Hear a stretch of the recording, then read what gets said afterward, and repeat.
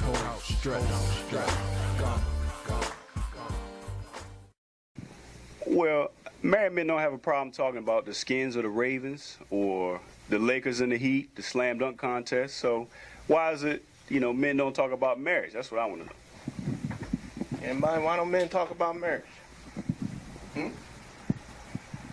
Putting you on the spot. I think men do talk. I think their communication is different than the way a woman talks. So I think we have to talk about how we communicate and how that becomes evident to our wives, that we're concerned, that we're answering their questions, but we're doing it in such a way that only men can do it. Come on, though, man. You know good and well, like I know, that men and women speak two different languages, right? So how is it, when you say communication, how is it easy to communicate to your wife? It was easy. Who said the communication with the wife is easy? It's not easy, but if we speak two different languages, isn't that half of the marriage problem?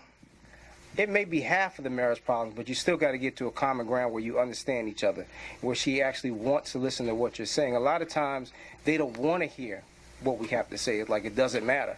We've already married them.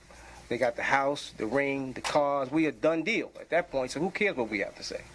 Yeah, you got the dream coming true, but then they asking you why you haven't done this, why you haven't done that. I call it nagging, Now, I think, I've been married 28 years. Got married when I was young, in the military, but married, I don't talk to my wife as much as I should because familiarity. I already know if I say to her, whatever, if I say something to her, I know the answer. So why say it if I already know the answer? So me as being married for 28 years, I understand already. I don't want to go through the argument, or I know her answer. So I try to go the way, the other way around the argument. Mm-hmm. Now am I saying that we don't get along and talk? Yeah, we do, but certain aspects, certain things I just don't bring up because I know the answer. And I think what the brother's talking about is that married men don't talk because married women don't listen. Anybody agree with that? Anybody agree with that? The brother said, I'm just married women don't listen. That's why married men don't talk. Just laughing at my brother, but they do more talking than listening. I mean, they're like you said, we're two different individuals. Mm-hmm. Women like to talk, men listen. And again, it depends on the man's past. Me myself, I grew up. I didn't have a father. My mother died when I was young. A lot of things I was just kept to myself, quiet. And as I got older, got married. Been married for 14. Well, October will be 14 years. Congratulations. And it's just me and my wife are still learning each other. So she still talks, and she wants that communication piece. I don't know. I'm just still. I'm trying to get to that point where I can communicate with her more. That's good. You brought up something profound. You brought up something about upbringing. I think a lot of men have different types of upbringing than the women are, and that could be a huge reason why we're having trouble communicating with your wives. Anybody want to elaborate on that? Yeah. One of the things with the upbringing is the words "I love you." Some people grew up in a household where it was said all the time. Yeah. Some people hardly ever heard it, but it was more understood. So when you get married, you might be coming from two different upbringings. What did your wife do at home? What did you do at home? And so we might have to adjust to that. A lot of times we don't. Anybody want? That's true. Like for me, I never heard my pop tell my mom he loved her, ever. I didn't hear him tell me that until I was 26. So yeah, I agree. That definitely has a lot to do with it. The question would be, though, in your situation, but did he show it? Because my situation is similar to yours, where I probably didn't hear it until he's almost I was almost 26 too, for my father to say I love you. However, with 7 kids and my mother and him working 2 or 3 jobs at a time, he was definitely showing it. He disciplined. He was there whenever we needed him. He was around. So again, I think it's the communication piece is a little different. Women don't understand men as well as maybe they could. Yeah. So when we show love and when we answer the question, we answer it in actions maybe more so than we do in words. We're not emotional as women. So you're saying now that we're not taught how to communicate. Well, for me, I just believe that for the most part, we never had a model. There was nobody to really model to us how we should articulate ourselves or how we should communicate or bridge that common ground with our spouse and ourselves. So it's gonna be difficulty coming into that marriage arena and trying to learn how to communicate if you weren't properly taught how to communicate. Yeah, and that's real because, see, my father, when my man said, my father never told me he loved me. You feel what I'm saying? So for the simple fact, my mother didn't tell me. It just was supposed to be a thing that was understood in the household. You know what I'm saying? Like you said, I paid the bills. My mother did this, so it was just supposed to be understood. Even if you go to try to give my mother a hug today, she give you one of these. Get up off of me. You know what I'm saying? So for me, I learned how to communicate through the streets. So I found myself building a man. Let's say I like his swag. So I learned from him and adopt his swag. I learned from him as the way he dressed. Hey, I like the way that dude dressed, man. He's smooth with his dress. So I take a piece of him. So now I'm trying to build a man. Wow. At the end of the day, like a build-a-bear. Yeah. Wow. You feel Good one. Yeah. So what I was saying was communication wasn't taught. It wasn't directly taught from me from my father. I learned it, by trial and error, but it still was dysfunctional. You feel what I'm saying? Yeah. So communication to me with a girl was, I'm trying to hit him. So that was we can say that, right? Yeah. I mean, when I'm communicating to her, it was all about, I'm trying to get what you got.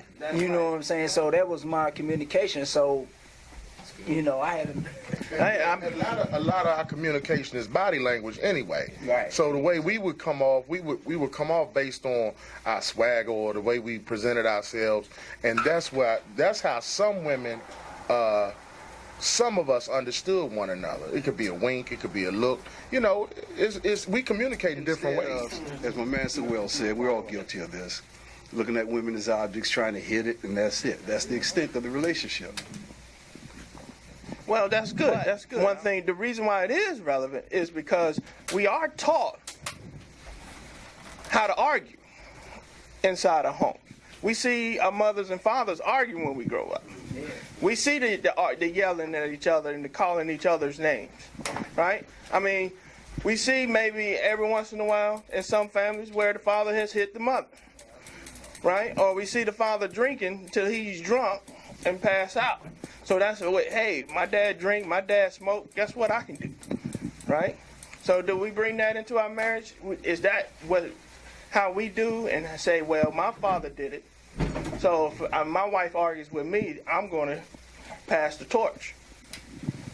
I think for the gentlemen, the brothers that are sitting here, for the most part, that used to be the way that the role that we saw of our fathers, but we're in that area where we're making a change. I know my father never sat down with a bunch of brothers like this and talked about this type of stuff. So I think that what we're doing, we're changing things. We're breaking that cycle, but now the problem that we're having is that we can't teach it to our children because the streets is taking it. Because I'm a role model for my children. I came from a pretty, my mother, my father were together. They were a perfect example of mother and father. And the things that I saw them do, my wife and I are doing the same thing. We're trying to do the same thing, but we struggle with society. The way they dress, the things they do. How they, like my son talked to his girlfriend. It's not an example that I give him. I've never talked to my wife the way I hear him talk to her. And I'm like, why are you doing that? Because we're fighting and struggling with what everybody else is doing out here. So our goal, I think, is that we need to continue to push like we're doing here and pass that on. You know, I mean, you know, we evolving, I think, you know. Yeah.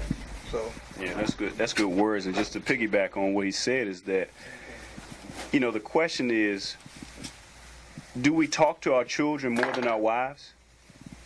I mean, when you break it down, I mean, are we communicating, you know, in a level, you know, you were talking about arguments and, you know, we have our battles, you know, it is what it is, but are we communicating better or more effectively with our children or our wives? Like if you were to call it, which one are we communicating better with, the kids or the wife? Anybody? Well, I can say, you know, for me, it's the kids. You know, because I'm trying to tell them what not to do. It's hard to tell your wife what's not to do, you know, at least in my household. She kind of, you know, I can recommend, but hey, it is what it is. Sometimes I don't think we're communicating with the wife or the kids well, because we'll demand the kids because we can't control the wife. So if the wife, if you're telling the kids to, you know, go to bed at a certain time and the wife says something different, now if you come back aggressively to them and say, didn't I tell y'all to go to bed? You trying to establish an authority. And so the kids don't see you as the affectionate, the loving, the nurturing protector that they need. They just see you as a dominant figure. Even your wife sometimes will say, well, to the kids, I'm going to get your father. What does that mean? You know, what does that mean? So now what, I supposed to come in and whoop them? You know, am I supposed to come in and, you know, what am I supposed to do? Because they know me, if I'm communicating to them, they know me as a loving parent. But if I'm created to be a villain in the household, then they're afraid of me. You know?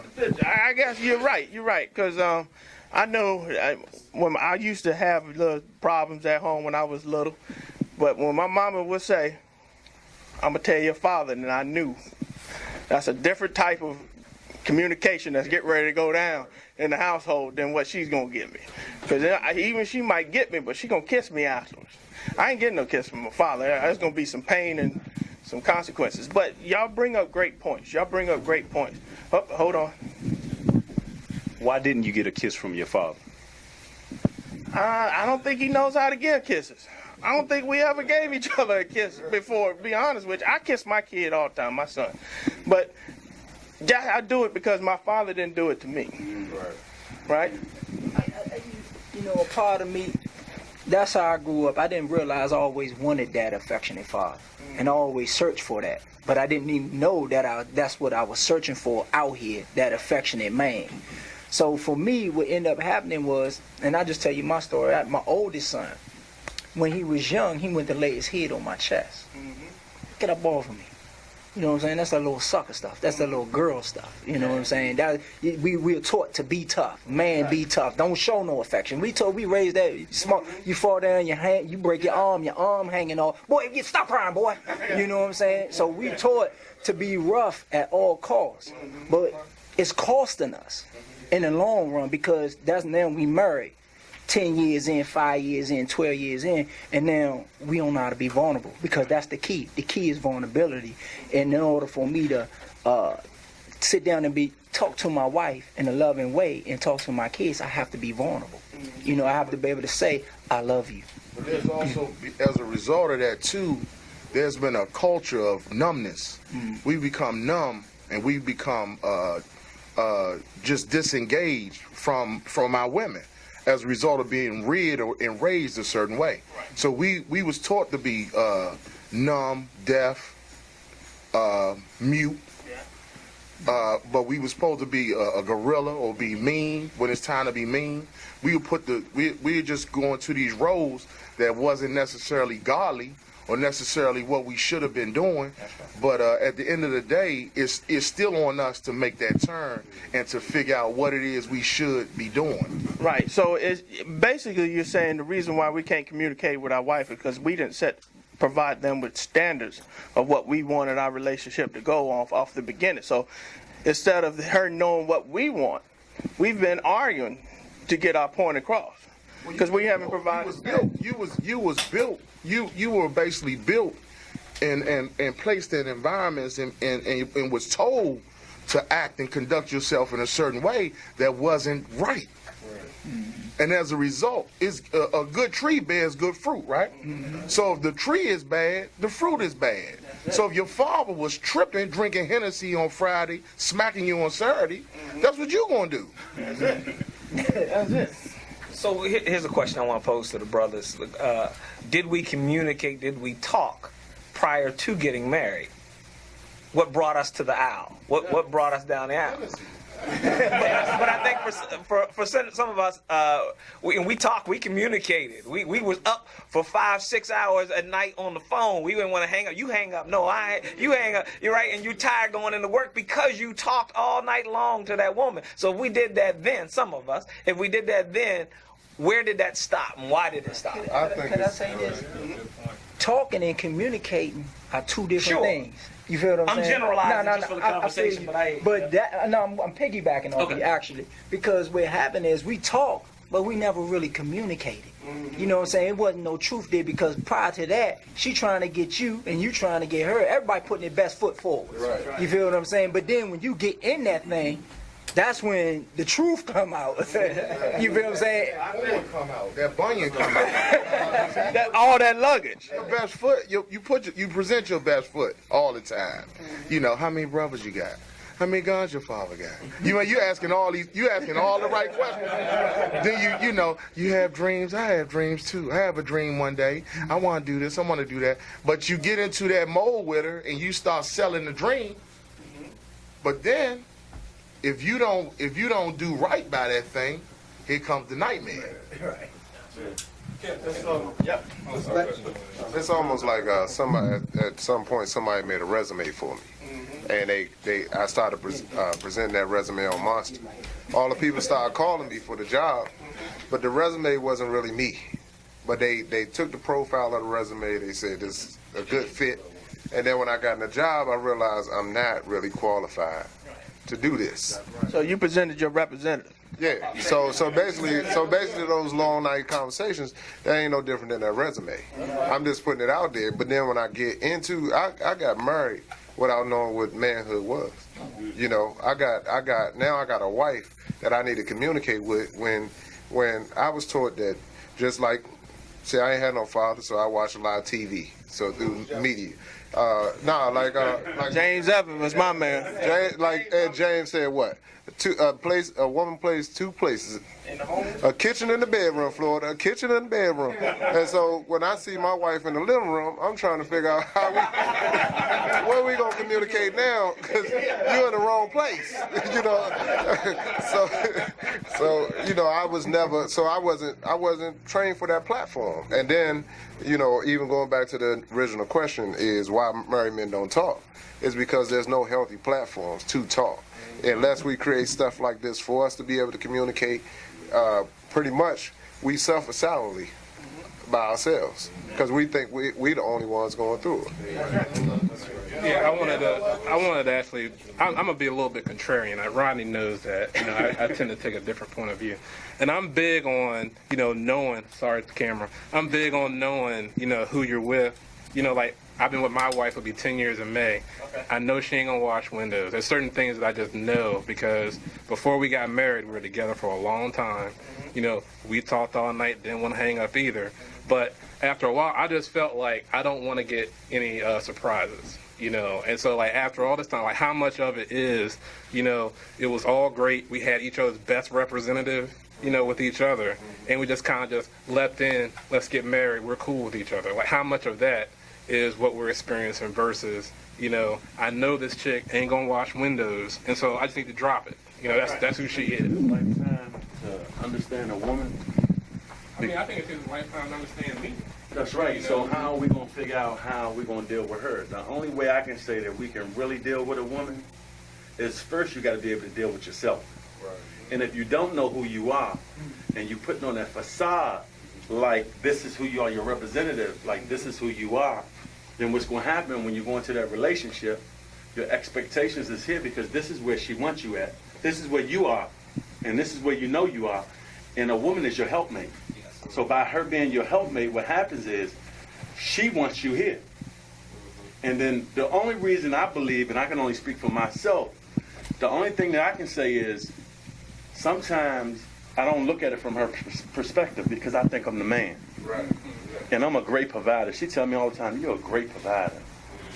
But a husband, you got work. You know, and then I look at her and I say, who are you talking to? Come on, baby. Don't I do this? Don't I do that? But baby, you need to do more. You do. And then I look at her like, why are you trying to tell me what to do? And then that's a conversation where I shut down. Why are you saying that? You know what I mean? Because when you put a man down, we feel small. We ain't going to tell her, and we ain't going to show it. But we go back and we say, God. And I know most of y'all brothers, I don't know if any of y'all, I can just only speak for myself. I done came out my mouth wrong to my wife. And when I walk away from that conversation, what happens is, I think about that. I be saying, why I do that to my baby? And then I got to go apologize. I got to go fix that. But if I was never taught how to fix it, I would have never said it in the first place. How about that? You know what I mean? So just to say, I think for the most part, the subject that we on, man, it's real, man. And we need to start talking to each other. That's what I was going to say. See, because our friends, all of us have at least one friend. That's right. The rest of the people are associates, in my belief. A friend is somebody that's going to be there with you, going to judge you, going to give you the right answers. I got a lot of boys that I go out with, and every time we go out with, a lot of times we go out, some of my boys come up to me and say, Flesh, come on, man. You drunk. You can drink too much. Come on, man. Let's get up out of here. Oh, she bad. Go holler at her. It's up to me. It's a choice that I got to make. My real friends, Slim, they take me out. Because that's what real friends do. And then if they see that you still committing an act in which they don't agree with, hey, Flesh, I'm gone, man. Look, man, why don't you just go ahead home, man? Come on, let's roll. You don't go? And that's what we fighting, man. We fighting. We can't be real with each other. We too proud. We don't know how to be sensitive around a man because he might feel it. Any of y'all brothers start crying in here, somebody gonna start laughing. You know what I mean? But it's real though. So once we can when we understand who we are as a person, then we can open up and we can have this type of dialogues all the time. This is supposed to be the norm out here. You know, Fletch, what he just said, I know what he's talking about because me and Fletch go back for a ways, and we've had conversations, personal conversations, where just nobody but him and I in here, and you know. Fletch know me when I come in there. I'm a football coach, you know, coach football, former Marine, drone stuff, all that, all the hard stuff, you know. But he let his hair down and told me some personal things. I've done the same thing. So we, you know, iron sharpens iron, and that's what you need. You need to put people around you in your life that you can learn from and grow from, you know, not people that you can overpower. You know what I'm saying? We like, you know, a man like to be. You want to be number one. You don't want to put nobody that you got a challenge around you. You know, you want to be the ace, you know, the alpha dog. So, but we need to more often, like you said, we need to get in contact with our own personal feelings and understand it ain't nothing wrong with crying. There's nothing wrong. You know, that's the same thing we teach our children, our kids. I teach my sons. I talk to them all the time. I want to get them together and pull them and say, hey, let's go have a talk, man. Just man to man, father to son, go out, go fishing or something. Just let your hair down. We don't do that, you know, because you know, our kids see me, see dad coming out, they're like, uh-oh, and they go in the other room, you know what I'm saying? Or I'll go sit down because I'm tired from a day's work, you know, and we don't communicate. But like I said, when I come in and talk with Fletcher, sometimes he's great clothes.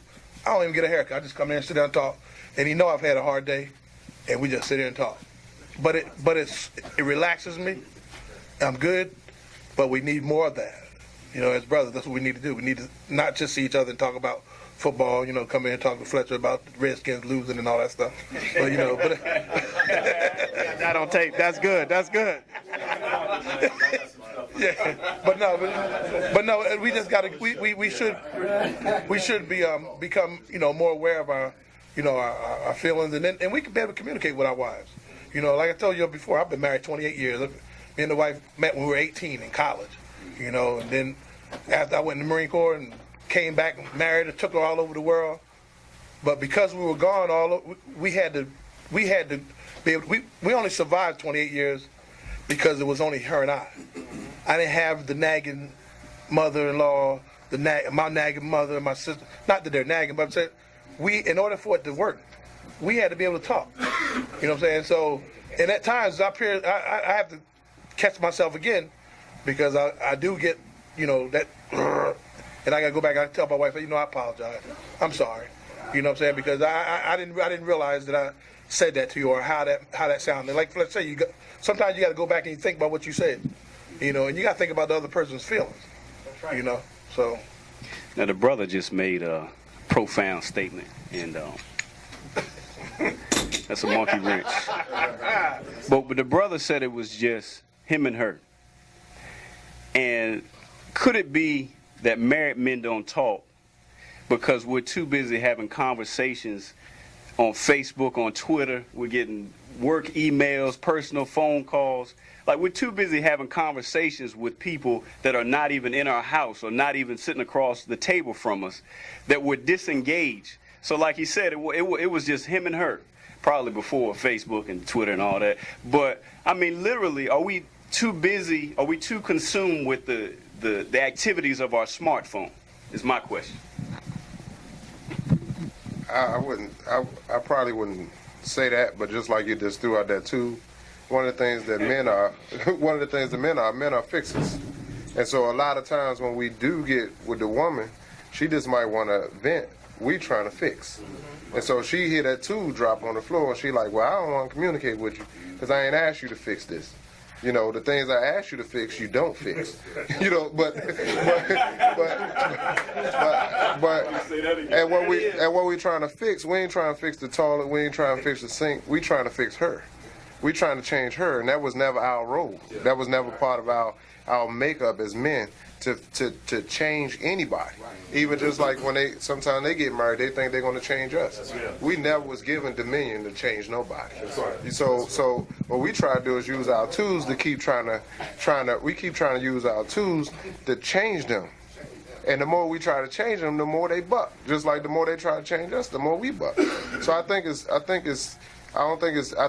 and social media has become an escape from the reality of of dealing with what you really got to deal with. Ain't nowhere in the world we supposed to be in no hellish households. It says in the word that it's better to live on the corner of the roof than with a quarrelsome wife. Well, we gotta create an environment in our households where it's not quarrelsome, but because we got our own mindset as to how we can fix this, it's not working. And fixing them is not working. So now, running to these outlets, because we do talk in the barbershop, we do talk at the bars, we do talk at the sports game, but we don't talk in the household. So I think asking the question, the elephant in the room, is, do we, speaking just to the men in this room or those watching on this camera, do we feel like we can talk to our wives?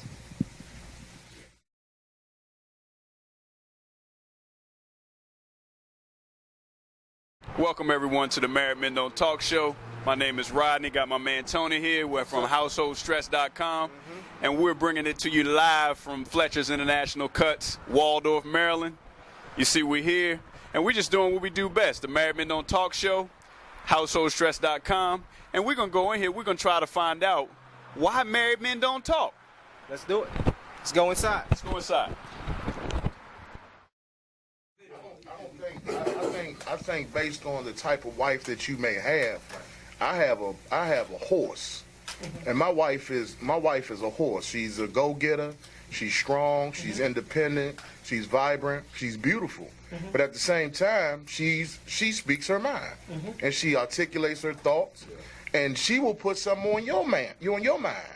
So if you're not thinking right, or if you're in the wrong state of mind, you have to be careful before you run into that hole. See, I played linebacker. If you running up against a fullback, coach, tell him, coach, you got to hit that fullback to get to the running back. Now, if you got to deal with a slick mouth, or if you got to deal with somebody that's really trying to out-process you, some of these women can out-process y'all, fellas, and y'all might not want to agree with me on that, but if they out-processing you and they out-thinking you and you not on your toes, and you're not communicating with God, getting with God in respects to what you need to do in respects to dealing with your wife, you in trouble. Yeah, what you're saying is what I always hate. I get the same question 3 times, 3 different ways. Same question, and you're like, loaded. And you're sitting there like, why are you asking me the same question? See, this is why we argue. Because you asked me the exact, I just told you 15 times the exact same answer. Why are you still trying to get something from it? It drives me crazy. You ain't gonna communicate. You better do something. Yeah. You better figure out how to communicate. You know, I know like I said, it depends on our background. My background, I come from, you know, it's a lot of things, but a lot of hurt, pain, you know, but I'm learning to deal with that. I'm growing from that. And, you know, like I said, me and my wife, we came to the conclusion divorce is not an option. So we got to do something. You know, you got to do something. She's already talking. You know what I'm saying? Communicating. So, you know, and, you know, myself, I just want my wife, me and her to be on one level where we can sit down and talk and say, well, you know what, baby, this is what happened today. You know, what's such and such, and the communication starts from there.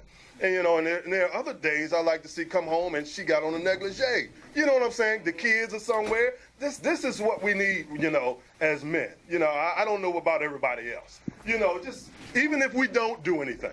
You know what I'm saying? But and saying I love you to our kids, man, we got to break that cycle.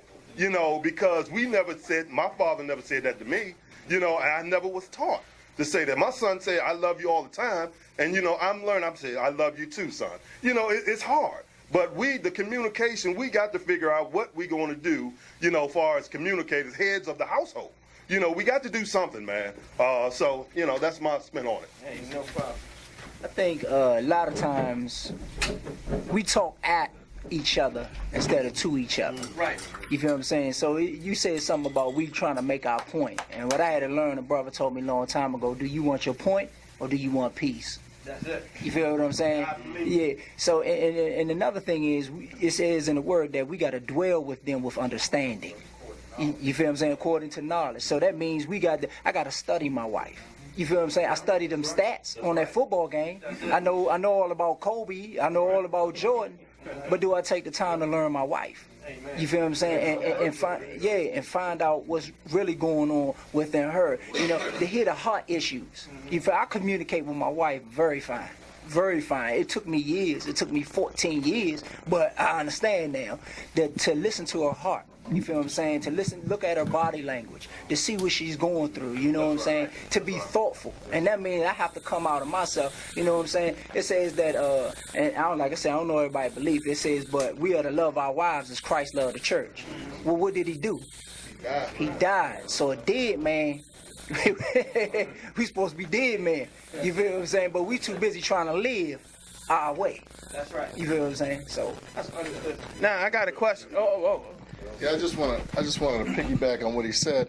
You know, he said that, you know, you and your wife took divorce off the table, okay?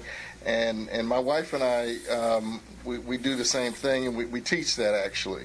And if you take divorce off the table, that only leaves you 3 options: married and happy, married and miserable, and murder. Okay? I mean, there's nothing else. Okay? So, I mean, if you figure, okay, you know, you're 30, 40 years old, you're going to have another 40, 50 years of this thing. So do you want to be married and happy, married and miserable, or do you want to be in jail with Bubba? I mean, so seeing that we probably not going to want to be in jail, that means married and happy or married and miserable. Okay? So if you decide you're going to be married, divorce is off the table, and you don't want to be in jail with Bubba, now, how are you going to figure out how to be married and happy? All right? And so many of us don't take time to do maintenance to learn how to be married and happy. All right? It's actually easier in the state of Maryland to get a marriage license than a driver's license.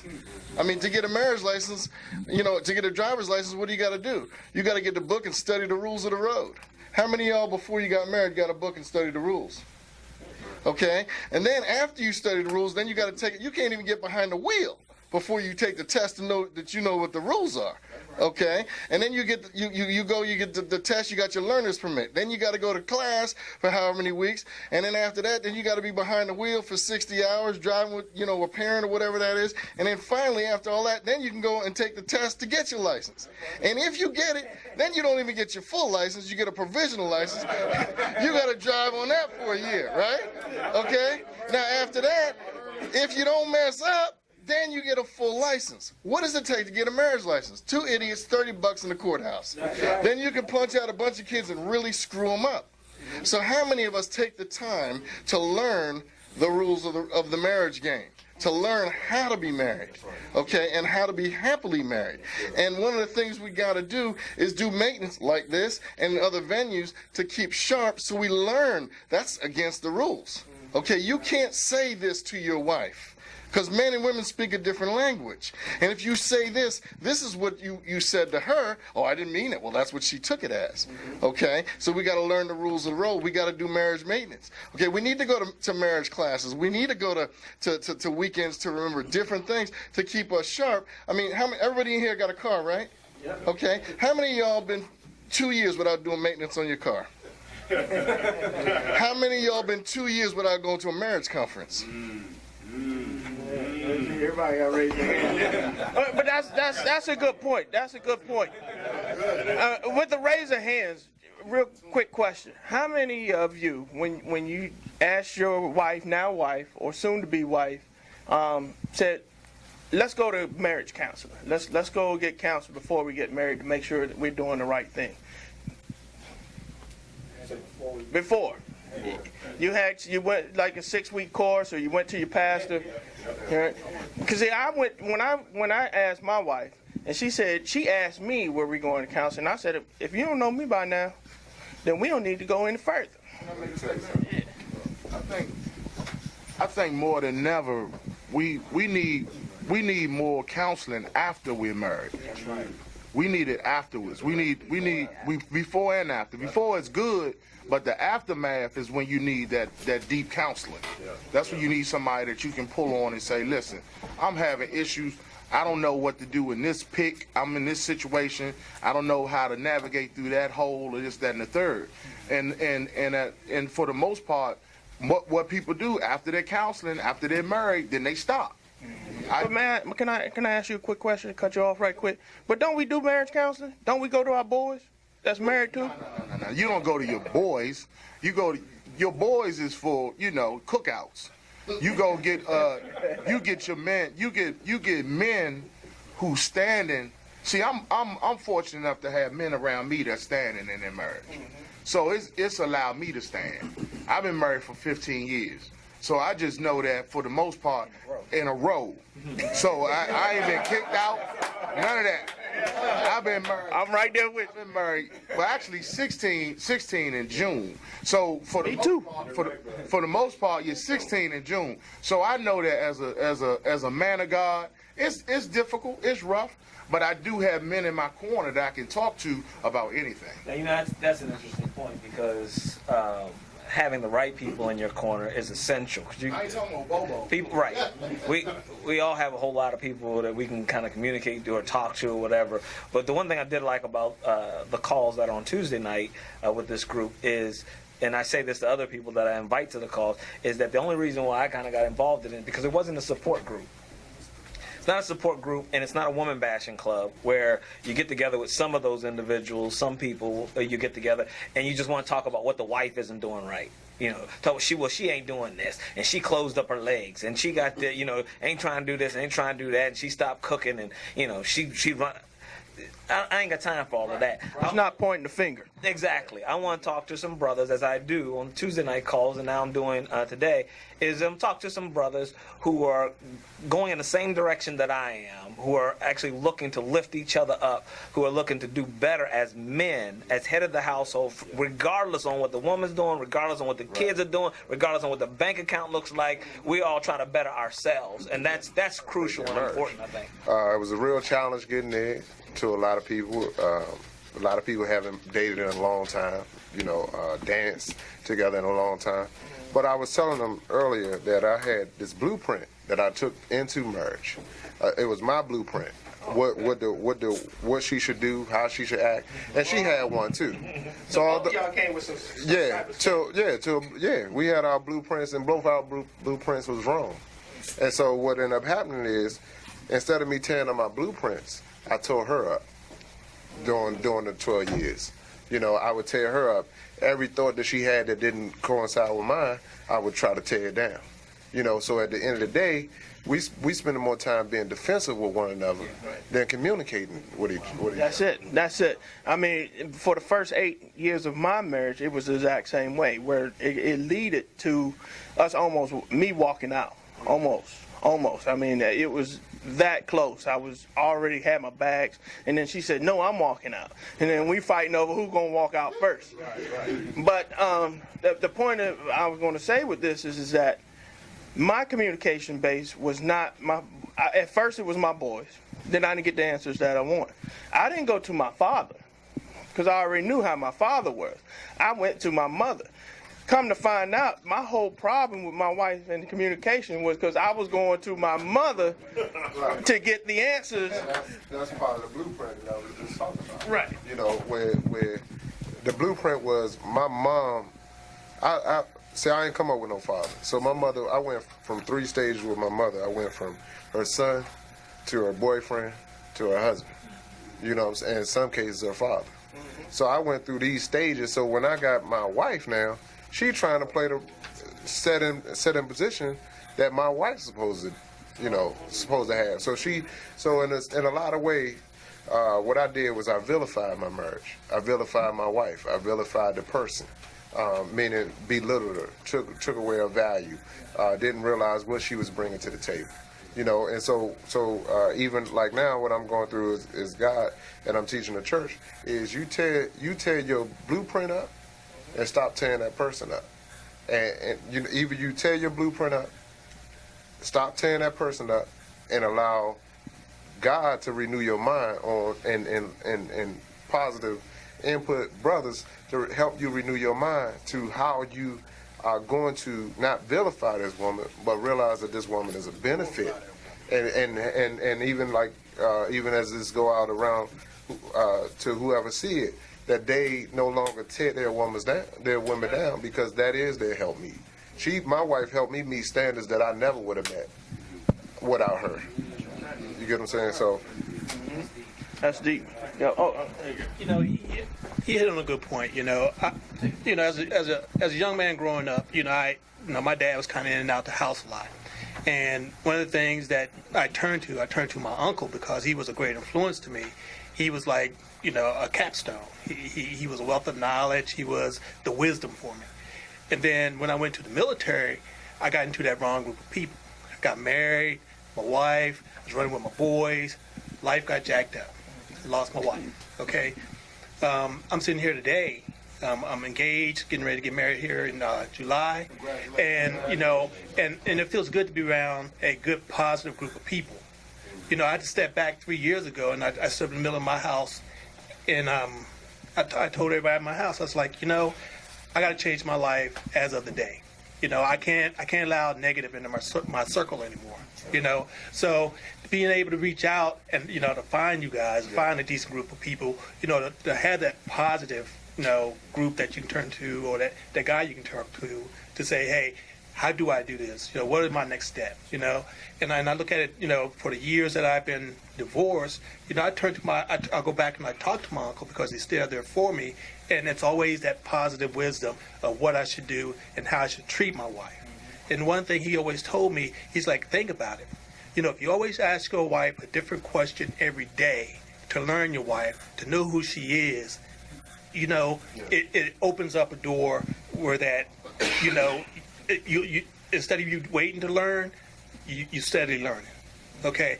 Yeah, you might sometimes ask that one question, maybe a different way sometimes, but if a situation happens in your life, or something happens throughout the day and it affects you and it affects your life that way, then you open up, you had that conversation with your wife.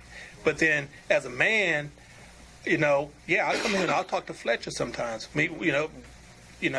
5 years now. But, I still having that comfort zone of opening up to a man to say, okay, I got these issues going on. I just don't have that. And I know it's going to be a challenge for my wife, because it's a challenge for us today, how do I approach her? How do I have that conversation with her? And, there's a lot of good wisdom in here, but as a young man, well, I'm not a young man in the age group, I'm learning, and I want to be successful, and just listening, what I need to do and how I need to do, I couldn't ask for better. So, it's just telling me what I need to do as a man to make it better for my wife. That's right. Amen. Hey, let me ask you a question. How important is a venue like this for someone that doesn't know that it exists? How important is it for us to be here, being in marriage? Like, we signed up to get married, but how important is it for us to have these kind of conversations? Yeah, man, I think it's really important. And as a matter of fact, again, I'm not knowing the religious affiliation of everybody, but as a Christian, we're supposed to be good witnesses for Christ. But are we really good witnesses for marriage? For marriage. Are we telling other men about the call? Are we talking to other brothers who we know are married? Are we talking to them about, what we have success with in our marriage? Or are we jumping on the bandwagon when he's talking about it? Like, oh, yeah, man, I know what you're talking about. Well, yeah, but one thing is, we said that at the beginning. We've asked over 500 men to get on this call every Tuesday night between 9 and 11.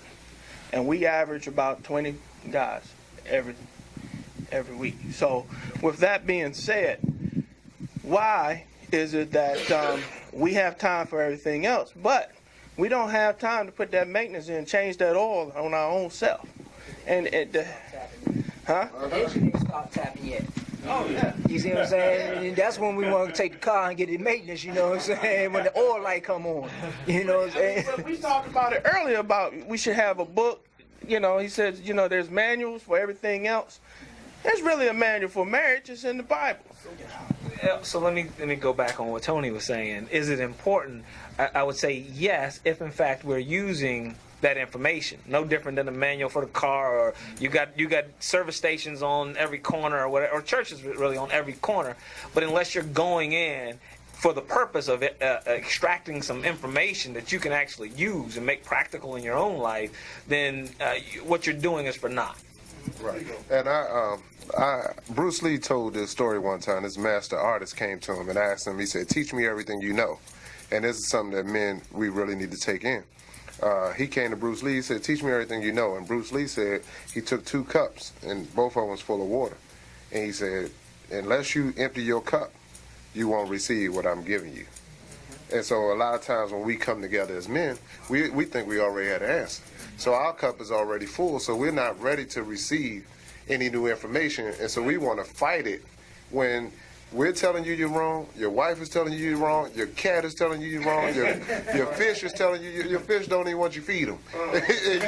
and you still don't want to change. But at some point, in order for us to really get what God has in store for us for this lifetime, we got to empty our cup and be vulnerable to receive this new information. That's good. I get to you next. I also think, what you were saying, is that, when it comes, I think we came from a society of young men where that we really weren't taught how to be, really be men. My father didn't take time out for me. Yeah, come go to work, do this, do that. It never really taught me how to be a man. So here I am now. I'm trying to learn how to be a man and expecting somebody else to teach me or to learn or to be effective as a husband. To be able to talk to my wife, be able to understand. At this point in time, I really think that, we need to step down off our pride sometimes and realize and accept what is being told to us.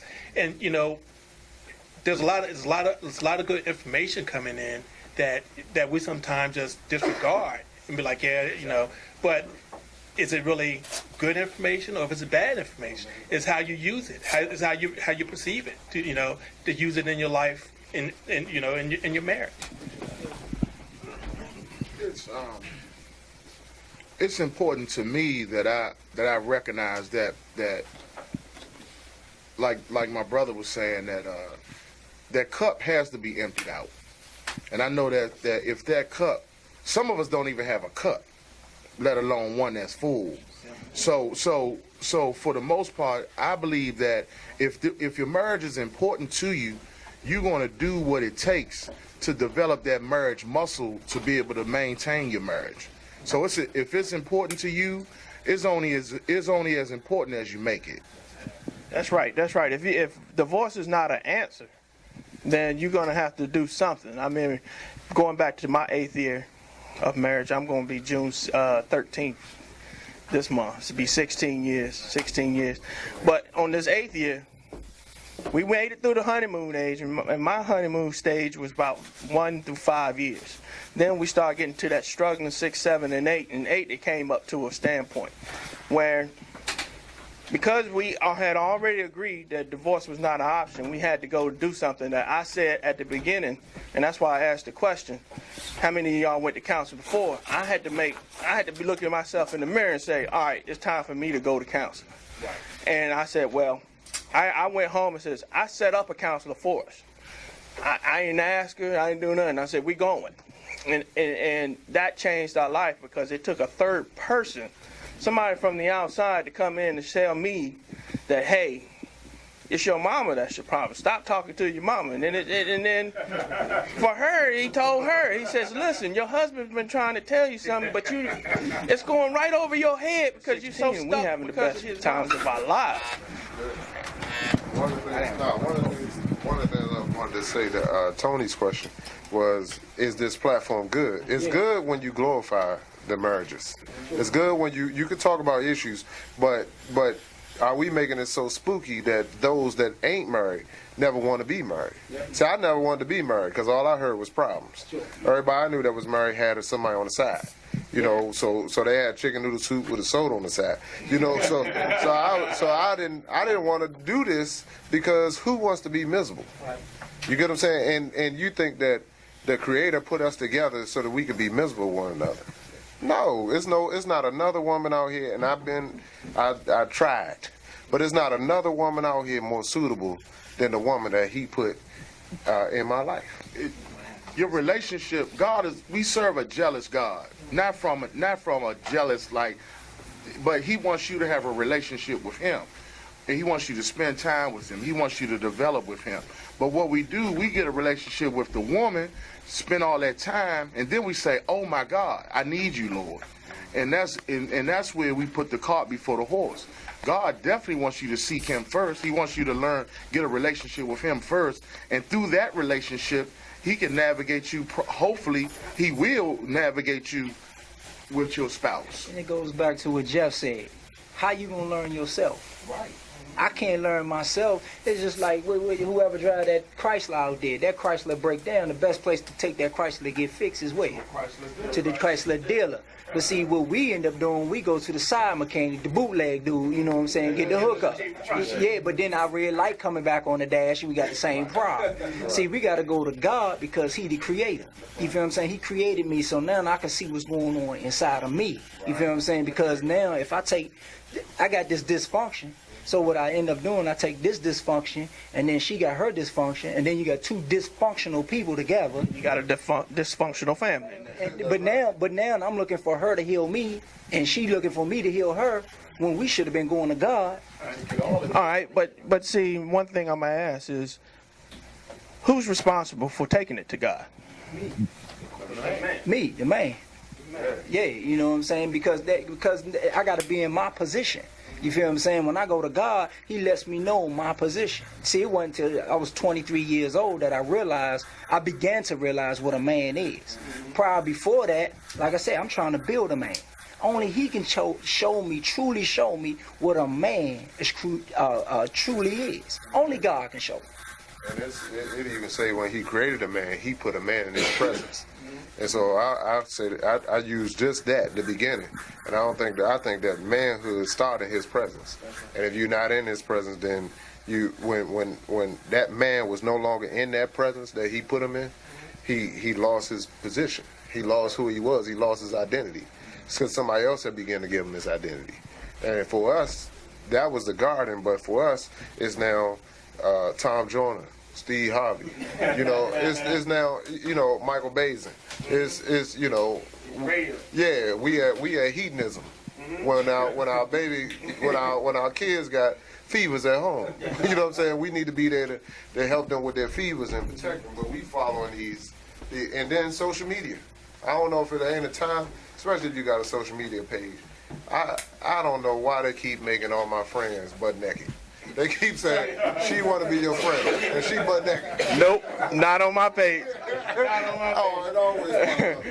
But listen, great conversation, guys. Great conversation. But I want to move it a little bit further. Because we talked about something that's profound. You said it yourself. You said it's the man's responsibility. Okay. So even in these arguments that we've had, when we having these dysfunctional families, is it always us as the men to have to go back and say I'm sorry? Yep. Even if we're right? Yep. Because you have no rights. You got to remember, a dead man don't have rights. So if I'm going to die for the church, if I'm going to die as Jesus died for the church, it ain't all about my rights. I called my wife up, and I knew she was dead wrong, and be like, baby, I'm sorry. Because indirectly what I'm teaching her how to do is humble yourself. You feel what I'm saying? But it starts with me. I got to humble myself first. But if I'm trying to prove my point, I'm walking in the house, past each other, not saying nothing, sleeping butt to butt. You know what I'm saying? If I'm doing all that, because I'm gonna let you know, you know what I'm saying, that I'm a community. And there's another book that's very important. It's a book called The 5 Love Languages. I'm pretty sure, hopefully y'all heard it. But I had to learn how to communicate to my wife's love language. Most of the time, we love our spouses the way we want to be loved. We promote that book all the time. Versus the way that they need to be loved. You know what I'm saying? So, like you said, I'm grown. We all grown. We all grown. And I'll say this, because this is head of the household, and I think we like the title of head of the household, but we won't do the role as head of the household. And part of that function is apologize. A part of that function is dying first. A part of that function is bringing peace into the house. You know, but because we're the head of the household, most people are like, well, you gonna listen to what I said. No, it says submit to your wife, and your wife submit to you, which is just coming to agreement with her. That's right, because we've had on our show a guy who used to say, because I said so. And that's how he ran his marriage. It's because I said so. That's what I thought. Yeah. It didn't work that way. You got something? You good. Yeah, and just to piggyback on that, what he said, is we want the title, but we don't want to, actually act in the title. And going back to what my brother said about the 5 love languages, I'm glad you brought that up, because that book saved my marriage. And I'm being real, because I didn't discover that book until year 10, maybe 8 or 9, somewhere around there. But, my marriage was, to outsiders, it looked, great and healthy and everything. We had a couple kids, but inside it wasn't right. And because I wasn't loving my wife in her, love language, and y'all have to get the book, and find out about it, because most often we love people how we want to be loved, and that's most of the time that's not the case with your wife. She's the total opposite of you. So for example, I like quality time with my wife. Just watching a movie or just going somewhere without the kids. Of course, I love them to death. But literally just me and her, just that quality alone time. Whereas with her, that's cool for her, but she rather me wash the dishes, load the dish, load the laundry or fold the laundry. That's what Yeah, and it was my wife. I give you all the example. My wife was, for the longest, she wanted me to trim the hedges, and we live at the end of the block. Nobody see the hedges. I was like, it's cool. The hedges are not a big deal. So one day I decided, after I got the book and started, reading the material in there, and I just went out and started trimming the hedges. And thankfully, I had like hedge trimmers, like electric. It was no excuse. I wasn't out there, chopping. But I just had them sitting there because it wasn't a priority to me. It wasn't a big deal to me that the hedges were, overgrown. And again, I was like, it's not important. The grass is cut. It's not a big deal. But when I did that, she literally was standing there at the door like, wow. I mean, she appreciated that. And I did it, it was months later. But I just did it, finally. And, I just saw, the look on her face that, like, she appreciated that, more so than, hey, baby, let's go, grab a bite to eat or something like that. She appreciates that too. But, like you say, you have to learn to love your wife in their love language. And we all know, all women are the same and all women are different too. So you got to love your wife how she wants to be loved. All right, throw the monkey wrench out. My wife quotes the scripture to me. She say, honey, dwell with your wife according to knowledge. So when you take time with it and you understand it, then you can more or less know how to navigate through it. Amen? Amen. I think sometimes with the head of households, I think we sometimes lose focus and think about some of the things that we want to get out of a relationship. And the reason why I say that, I can think about my wife and all the stuff that she does. She doesn't complain about it at all, at least not verbally. She doesn't complain about it to me. But, she's cooking, she's cleaning, she's washing, she's doing, everything within the house. She takes care of that. I take care of other stuff, the cars and all else. But she does all of that stuff, and I've said this before. I come home, whether I'm late or on time or whatever, she cooks, she'll bring it to me. I'm sitting there watching the news or continually working on a laptop at home, and she'll finish the meal. I'll finish. She'll take it, wash the dishes, put it away, come back over, have a conversation, go upstairs and go to bed. And she does this almost on a routine basis. Sometimes we can take advantage of what she's doing and don't realize because we don't see her getting frustrated. Or if we have that type of wife that doesn't kind of go off about it and say, well, I'm sitting here doing all this stuff, why don't you help out? And we sometimes don't, and she maybe internalizes it, and after a while it becomes a big thing to her. So I think when we focus, and we can't have the best of both worlds. So when we focus on what we can get out of a relationship, we immediately begin to lose focus on what we should be given. Do you think, monkey wrench time, throw the monkey wrench out. Do you think we need to learn how to communicate better so we can have better sex?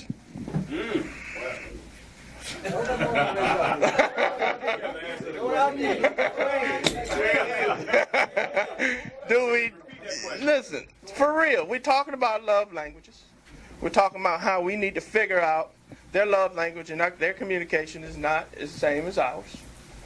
So do we need to negotiate how we need to have sex? Not negotiate. No? No? All right, so communicate.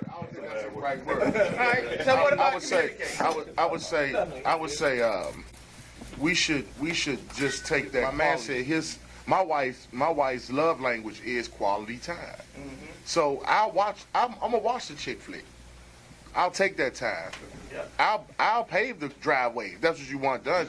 Quality time and works of service. Those are her love languages. Right. But when you do those things and you do, and it's not big stuff. It's bringing flowers. Yeah. It's a card. Yeah. It's just picking up the kids on time. Yeah. It's just in letting her know your heart. You gotta let her know some things that's going on with you. She wants to know too. Mm-hmm. But just communicating to her what you're dealing with. Baby, these are my fears. This is my anxieties. These are things that I'm dealing with. But know that I love you. Know that I care for you. And it's not necessarily a negotiation, but I think when she knows where you coming from, at the end of the night, you gotta win. You might have a happy sex, and that's the thing, a happy piece. See, sex start in the kitchen, because you can get a hard piece too. You can get a grudgingly piece. She's like, I'm doing this out of obligation. You know what I'm saying? Yeah. And you get your little, and then it's over with. But so the issue is, sex starts in the kitchen.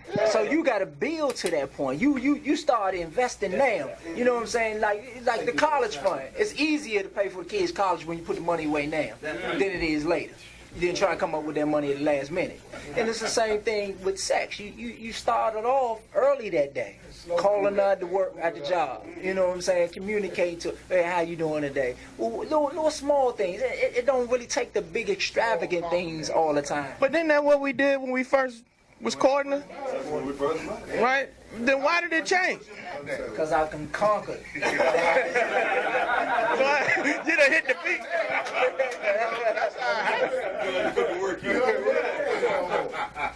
And I say even like when you recommended the book or said the book, sometimes we gotta help them understand who they are.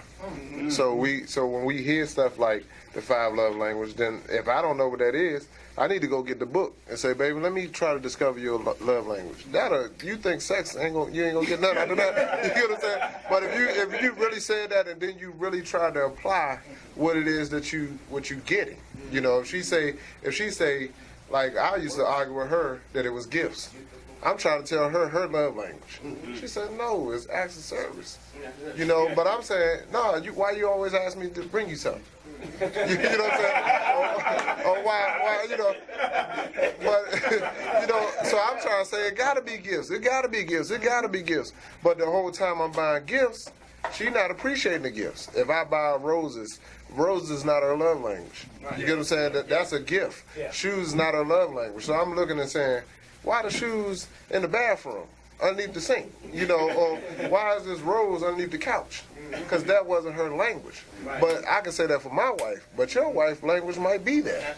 So you better take roses home. But I better go home and trim the bush. Do what the other man did. Yeah, because I can say that my wife's love language is just me putting my clothes in the closet instead of dropping them right on the floor.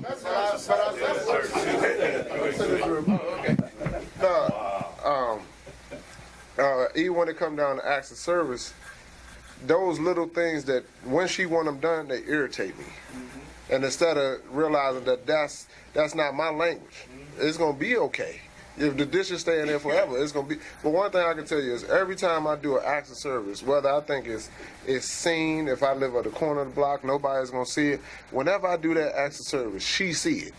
I don't care how. It could be anything. It could be, you changed the light bulb in the basement. You don't never go in the basement. But I did what you said, and you noticed it. So if we spend our time giving them what's going to fill their love tank, then we'll find ourselves being in a much happier situation. Amen.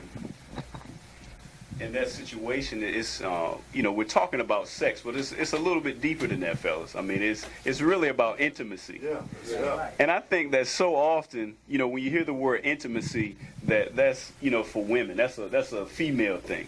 But it's really a guy thing too, because I think the brother mentioned it. It's like, just going through the motions when it's time to, do that thing. It's like we want some passion in it. We want some, and I think a lot of women unfortunately don't realize that we're emotional creatures as well.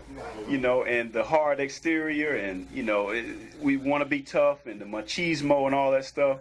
When you break all that stuff down, we want intimacy too. And I think women don't, they either realize it and don't act on it, or, just try to deny it and say, no, he doesn't really want that, or they don't realize it at all. And see, that's what we need to, as men, we need to come forward and let them know what we want. It comes back down to that with communication. If we're not communicating, they ain't gonna know what you want. They don't know how that you want intimacy. How they know? How they supposed to know that? So, it's just us being men, the heads of the household, coming to them and saying, well, look here, honey, I like for you to just come on in and just, rub my back or something. You know what I'm saying? Just anything, But, and that's what they like. They, like my man said, you got to start from the beginning of the day.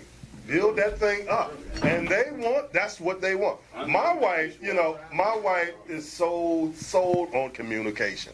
All that other stuff, fella, I ain't trying to brag on myself or nothing like that. I do the dishes. I clean the floor. I was military. That's me. I stayed by myself when I got out. My house was spick and span. That's me. I like my house clean. So all these other, when she come home, she's in management. When she comes home, she's tired. So, what you expect? I got to communicate. If she wants communication, I got to learn how to communicate. That's my thing. And open up your eyes. And so now she's saying something disrespectful, in a tone disrespectful to you, and you're saying something unloving to her. And so that's how the communication automatically, that begins the communication. Who wants to go through that crazy cycle every day, getting on the hamster wheel? But I didn't know that it was disrespectful.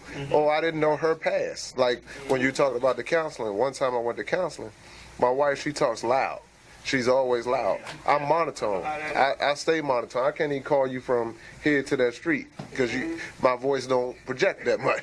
So but she's loud. So I used to always tell her, why are you so loud? And until I went to counseling and brought a third party in, the counselor told me, she said, she's not loud. So I would spend my whole time saying, lower your tone. Lower your tone. You don't lower your tone, we ain't talking. You got to talk in this level. And then she'd be like, I am low. No, you got to get lower. You got to get lower. Now we done forgot our point. But we fought about that for so long. Yeah. And so you find yourself getting louder. Trying to out loud her or out-speak her with words like my brother was saying. We can't out-communicate with them. We can't out-communicate them. They got more words than we have. But what she did was the counselor said she's not loud. She's just not being heard. And I was like, what? And so I was spending all my time trying to get her to lower her tone.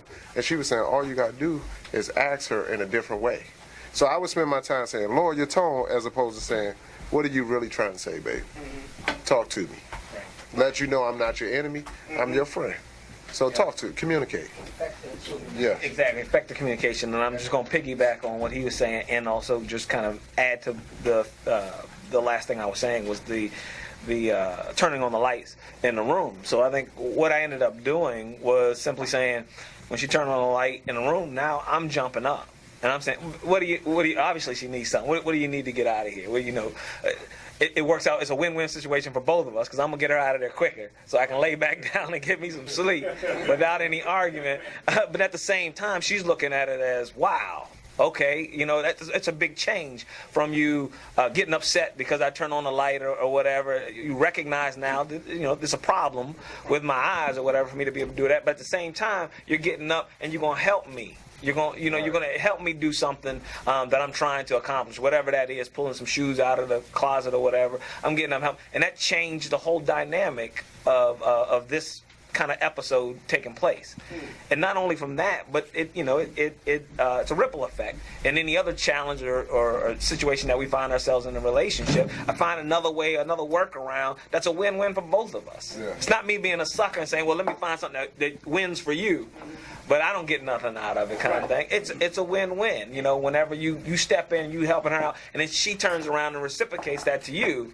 When she finds herself doing things or getting upset with you when she really doesn't have justification, she turns around and do that because you are leading that house. You're the head of house. You're leading that house, and when your actions causes her to react the same way. Right. So it's more of you doing the research to figure out what is the best communication, and so you can explain it to your wife.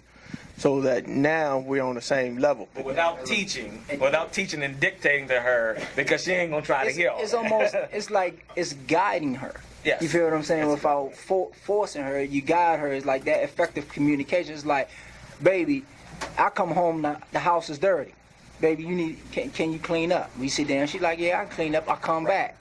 The house is still dirty. Mm-hmm. Week later, still the same routine. But I'm like, man, this house is still dirty. So I sit down. I used to go off. This house is still dirty. Mm-hmm. But to her, it was clean.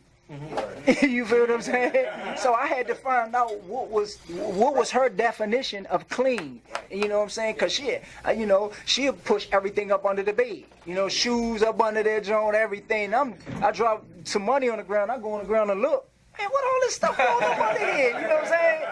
But then I had to show her and guide her and say, let her know understand what her definition of clean is and my definition of clean, and then guide her in that and help her with that so we can come to that so I can get that happy peace later on. Happy ending, right? And I say this, even when my wife did cut on the light, it wasn't her disrespect to me, it was my disrespect for my mother.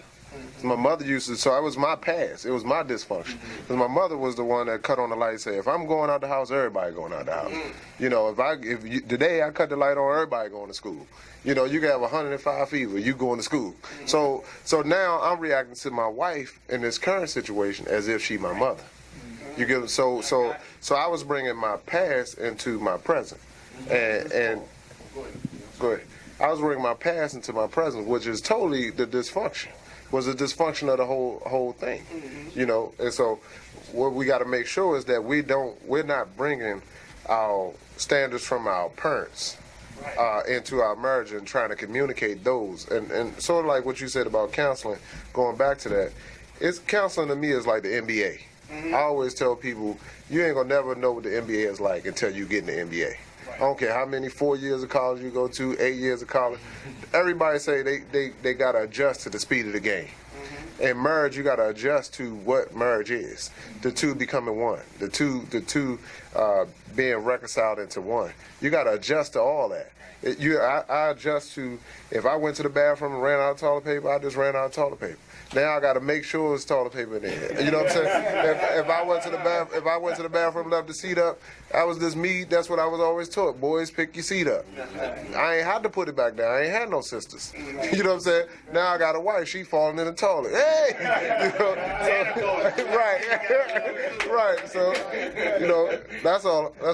Right. Yes, sir. Go no further. We're in trouble. Well, one of the things that we do when my brother was saying that we'll bring some things from the past into our present, and that's called anchoring. But one thing that I know is, and one thing that the man of God showed me was that you can't drive your car through the rearview mirror. Mm-hmm.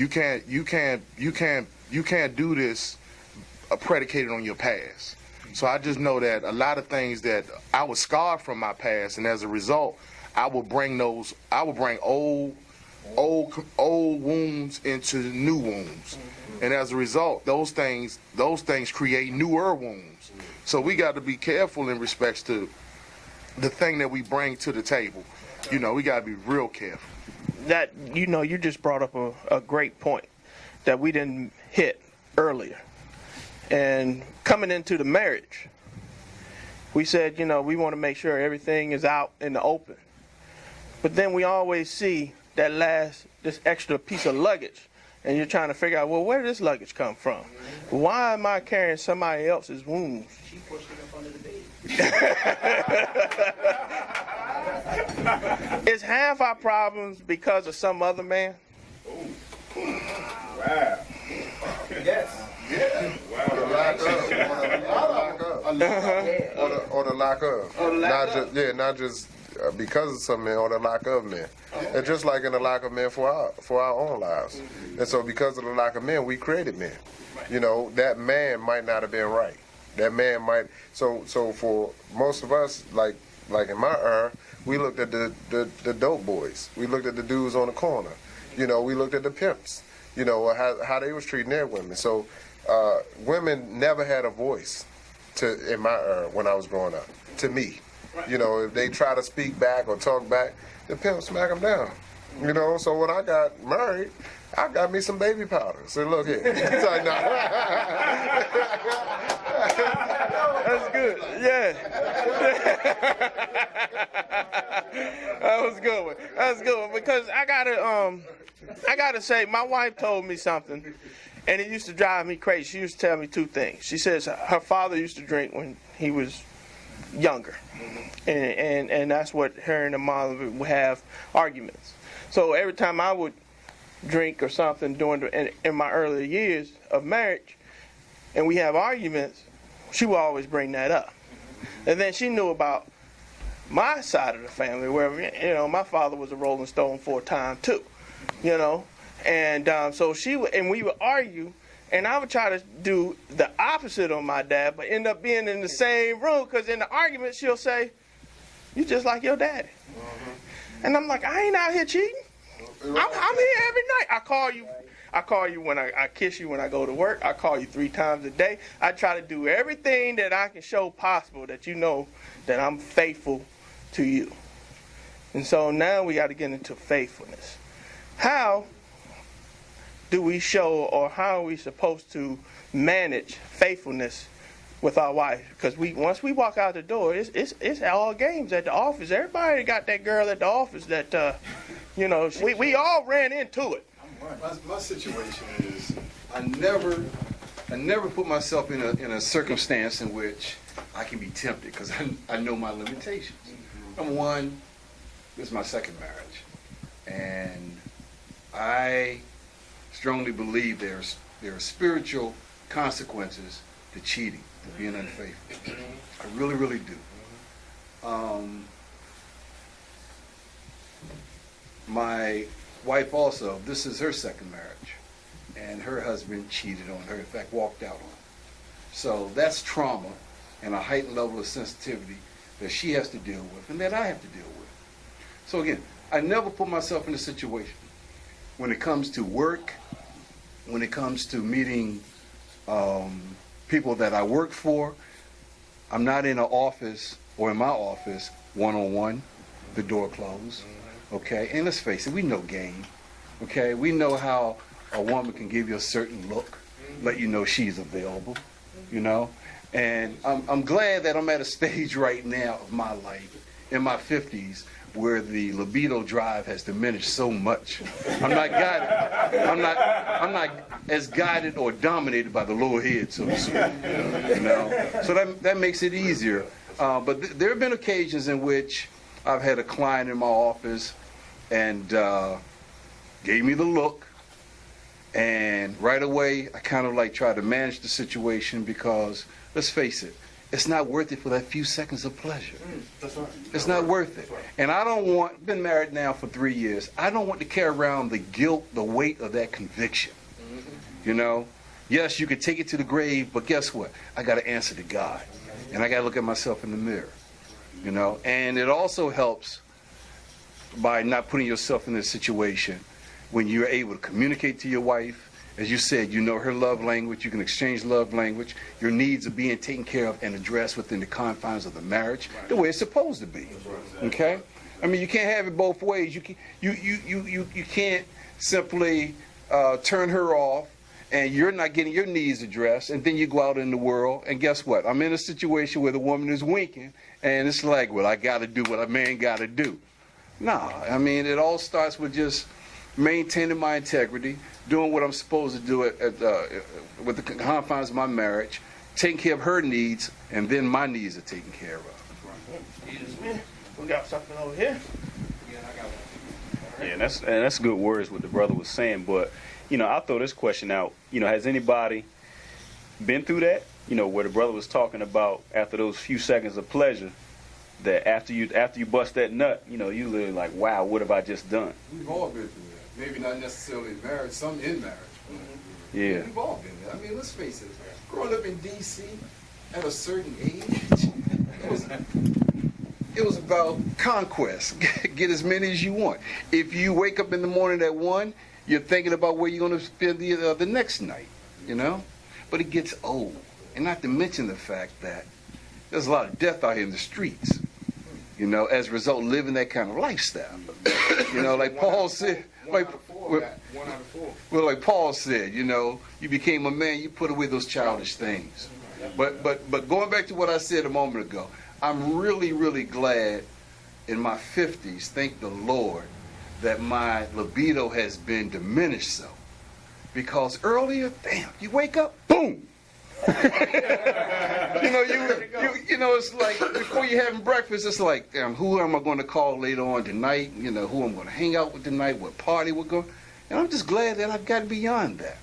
But it took a hell of a lot of tribulation and trials in order for me to get through that. So you said caused me a lot of pain. You said, what happened to you, Rosario? it's called blue pill. So the topic being why married men don't talk. What is the wife's role in all this? What can she do to put us in shutdown mode? Because I know, you know, we know our roles. We know as head of the household what's required of us. But she's got to have some sort of role in this. There's something that she can do that'll put us in shutdown mode that we just won't talk. And with my wife, it's that smart mouth. I love her to death, and I know she can't help it. But sometimes that mouth will put me in shutdown mode, and I don't want to talk. I go in another room. I'm in shutdown mode. What are those things that they do that can prompt us to just be quiet?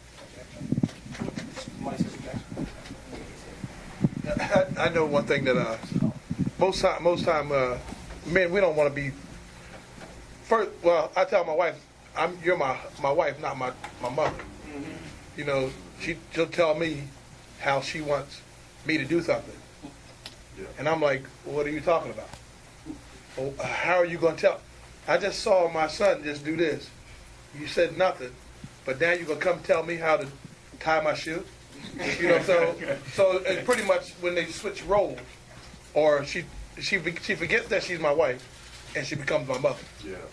That's what puts me on shutdown. Yeah. And it makes me go away, go do my own thing, go get on my motorcycle, go for a ride or whatever.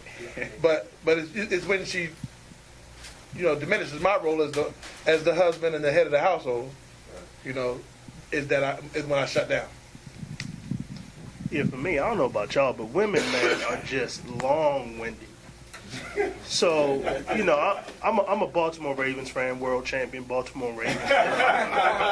If something, Sorry, Flat. the Skins beat us though.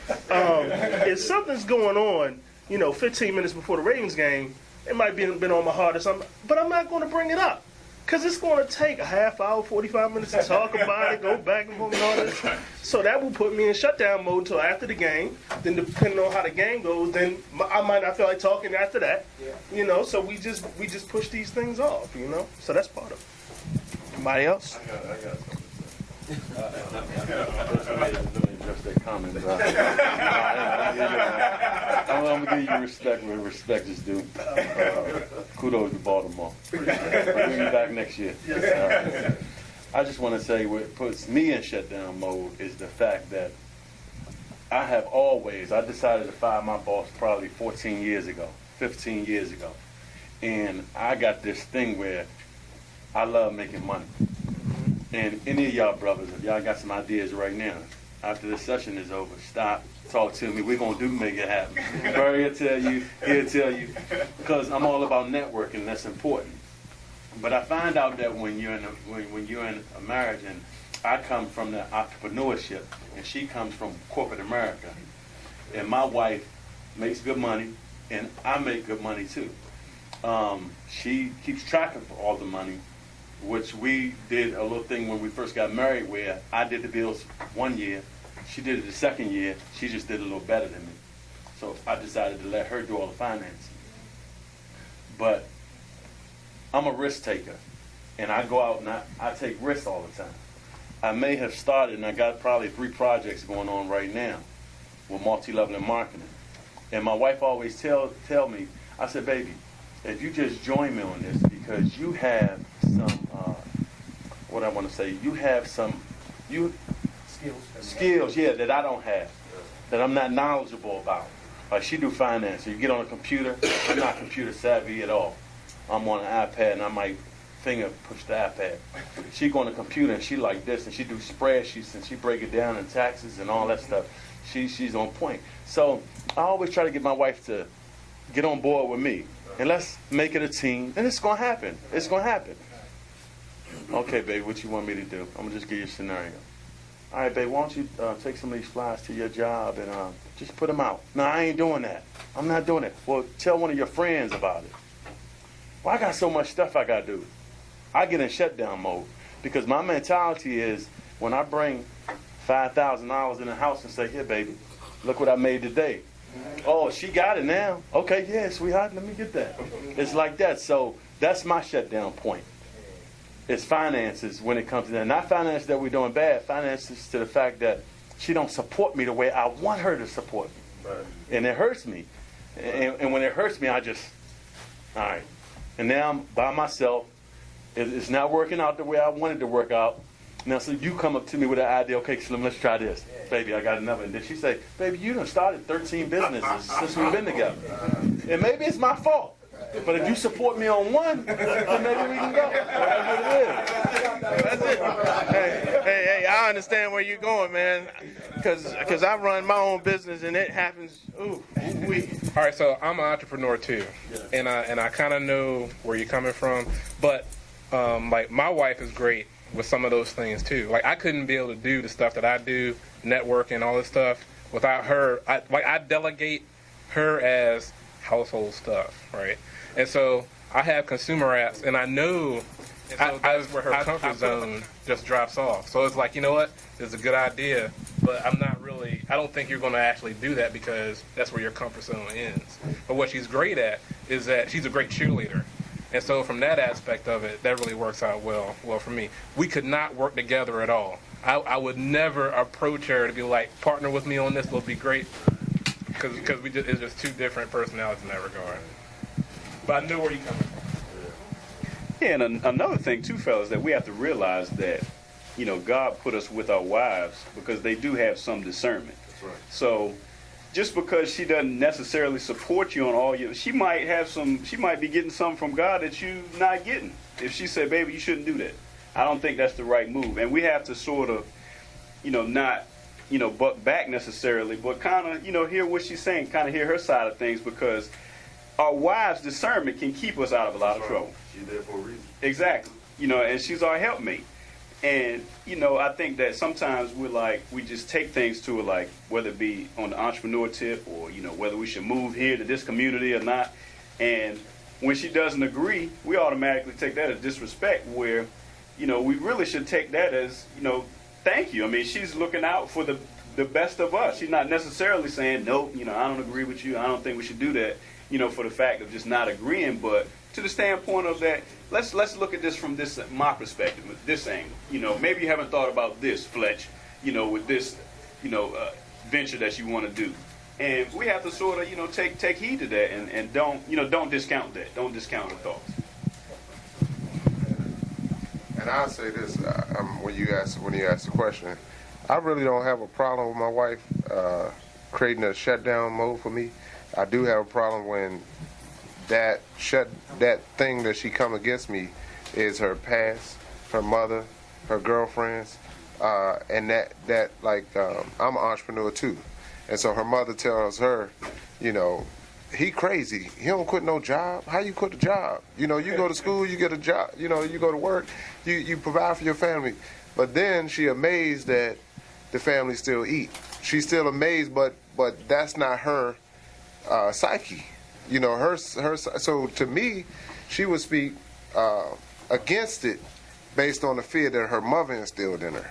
You get what I'm saying? But when she, like you said, when I give her the money, she with me. Uh-oh.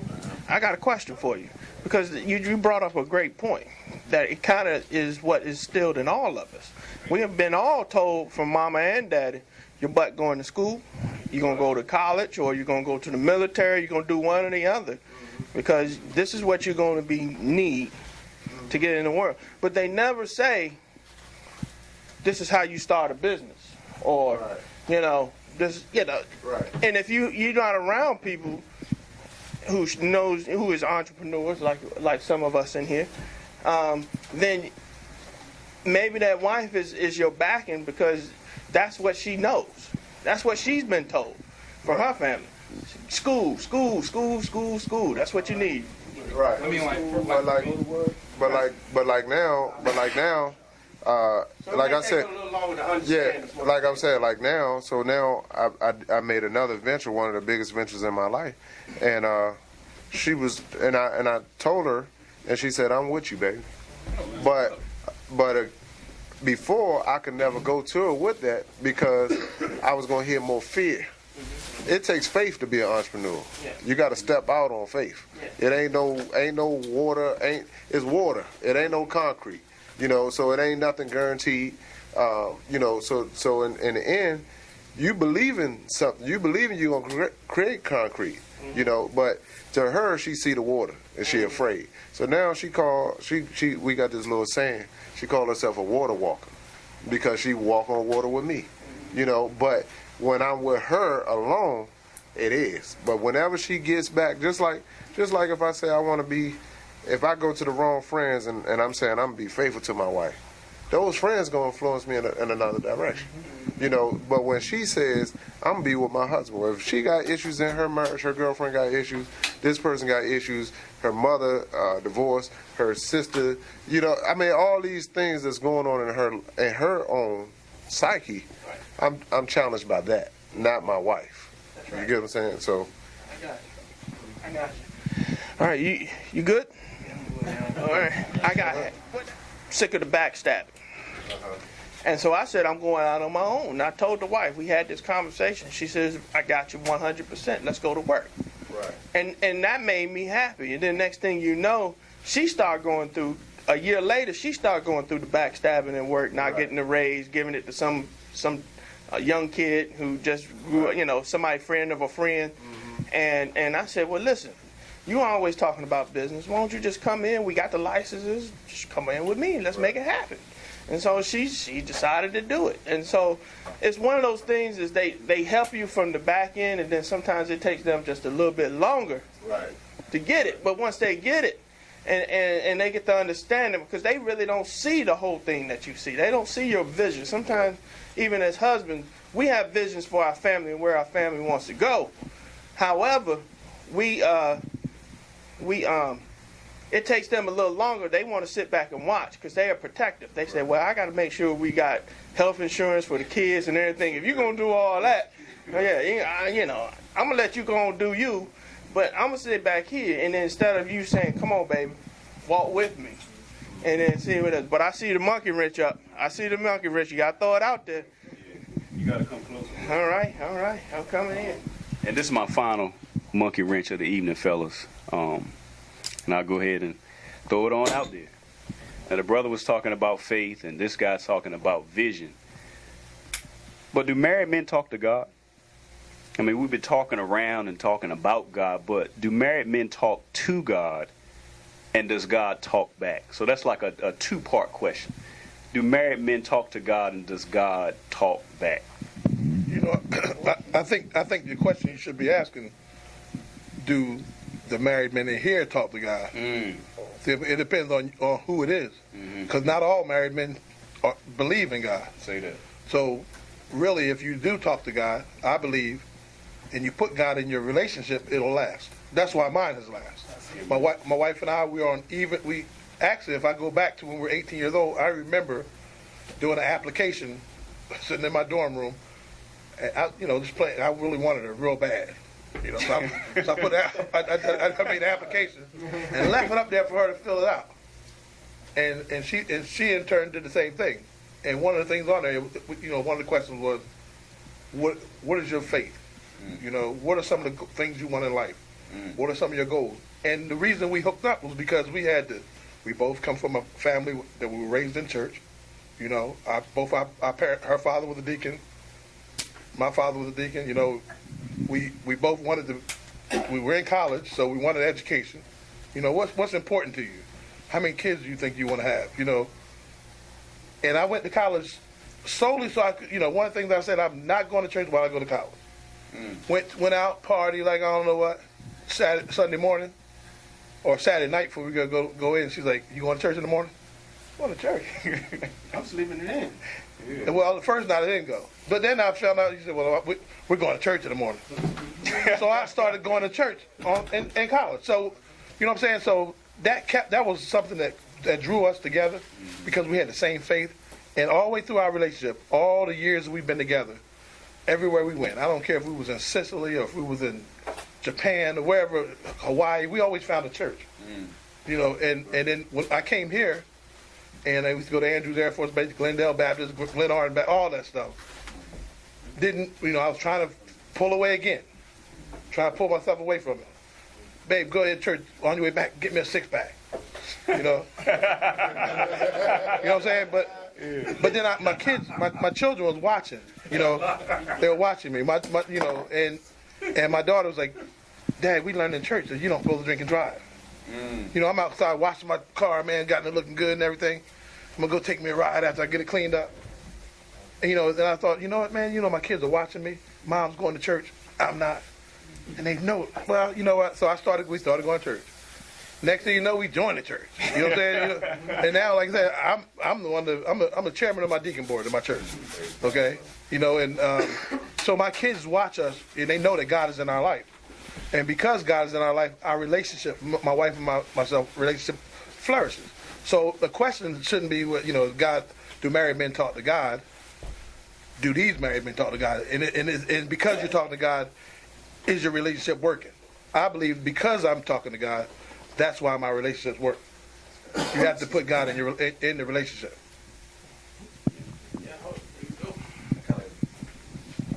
kind of got a question on top of that question. And I mean, I feel like we all do, talk to God and listen to God, but at what point do you know when God is actually speaking to you through your wife? Throw that thing back out there. It's already out there. It's already out there. Hey, that's hard questions. Get quiet in here now. Yeah. And I think he always talking. And one of the questions you asked was, do he talk to men? When he came back in the garden, he said, Adam, where are you? He didn't say, Eve, where you at? You know what I'm saying? He was like, Adam, where are you? And so he always talking to the man first. And I think even when we say head of household, it said the head of every woman is who? Is man. And the head of every man is who? Is Christ. And so if we not in his presence, then we are out of position. You get what I'm saying? So even when it comes down to communicating with her effectively, we got to have some effective communication going on to our uplink as well, so that we can govern what's happening in the household. And I've been in a situation, we met in church, but it's times where I wasn't talking to God because I just wanted my own way. I was being stubborn, wanted my own way and not listening. So a lot of times during that time, he was speaking through her. You get what I'm saying? Because I wasn't communicating with him. But the way he was speaking to her was, she was a mirror of my reflection. The way that I was rejecting him and not listening to him, she was rejecting me and not listening to me. But I would see it in her actions. And but when I complained about it to him, he would say, that's the same thing you do to me. I tell you to move right now, you move tomorrow. So you asking her to move right now, she's moving tomorrow. And so now I got to still speak to you, but I'm going to speak to you through her. But it's a reflection of who you are to me. So when you're in line with your head, then she's definitely going to line up with you. And I'm going to tell you like this. It says that when a woman takes the family to church, 5% of the household go, right? But when a man takes his family to church, the whole house go. The cockroaches go. You get what I'm saying? Everybody go. The ants is going. And that's when you're going to see another bag in the church because everybody is coming. Even the neighbors' kids, when they come over, they can have all the fun they want, but tomorrow, y'all know. Getting in that cup.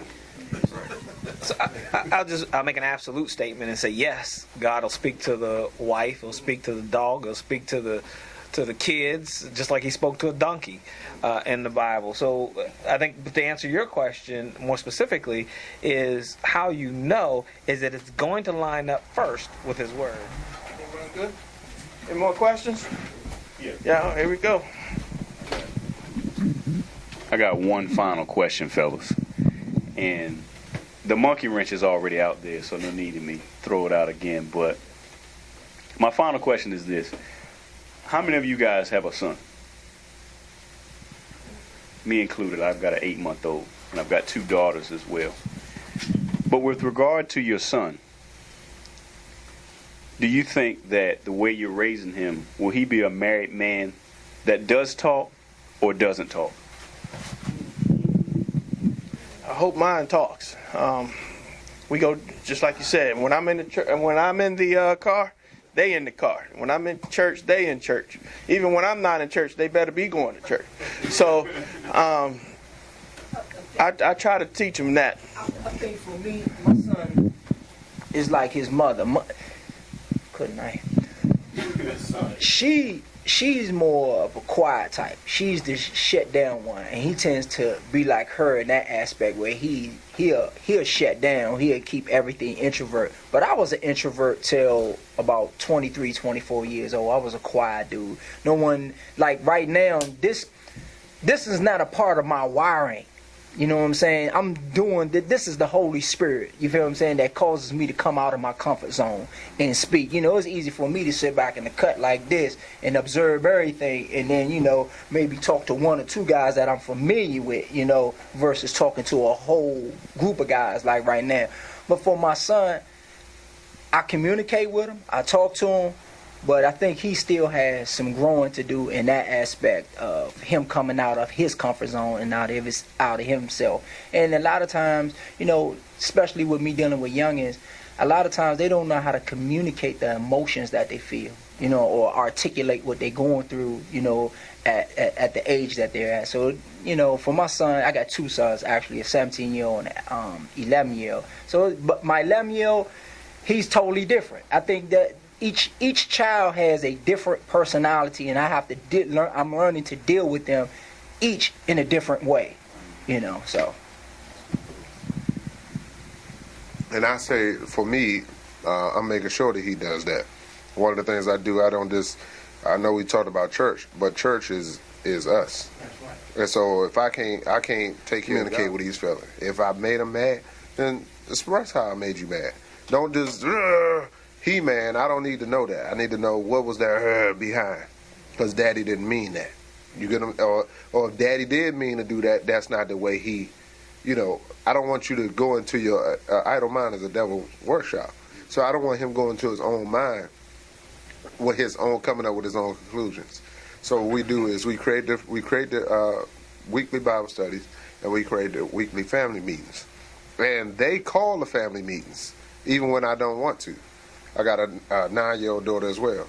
So the 7 and the 9-year-old say, hey, 7 o'clock Wednesday, it's Bible study, it's family meeting. And they calling it. So they keeping us accountable to what we said we was going to do.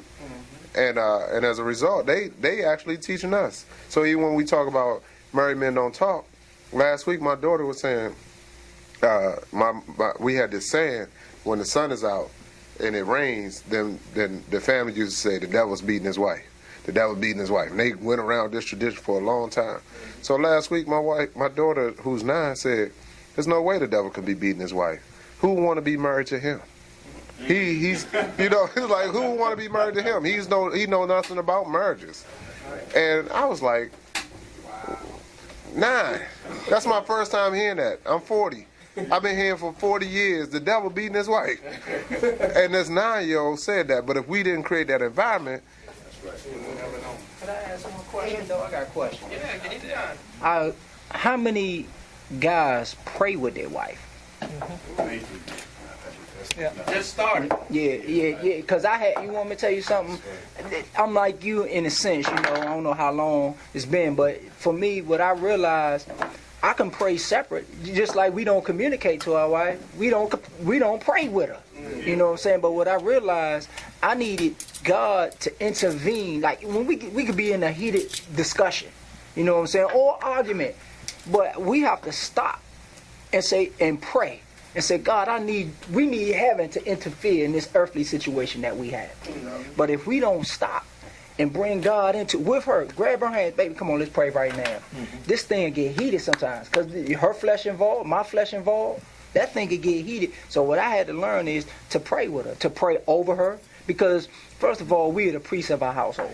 Should no man, and this is what I tell every man, should no man have more influence in your household than you? Not even your pastor. Because I went through an issue with my wife when I could tell her something, and then she wouldn't hear it till it came across the pulpit. Now all of a sudden she want to do something about it, but that mean that man had more influence in my house than me. You feel what I'm saying? But I had to look at it and say, well, what was I doing wrong? I wasn't being a priest in my household. As my brother Damon said, I wasn't having Bible studies with my kids. I wasn't praying with my wife. I wasn't ministering to my wife. It says that we are to wash her with the word. That we are the minister. We should be the first line of ministry that our wives get. But if I'm not ministering to her, if I'm not washing her with that word, when you say, how did God speak? My brother hit the nail on the head. Whatever God tells you is going to line up with his word.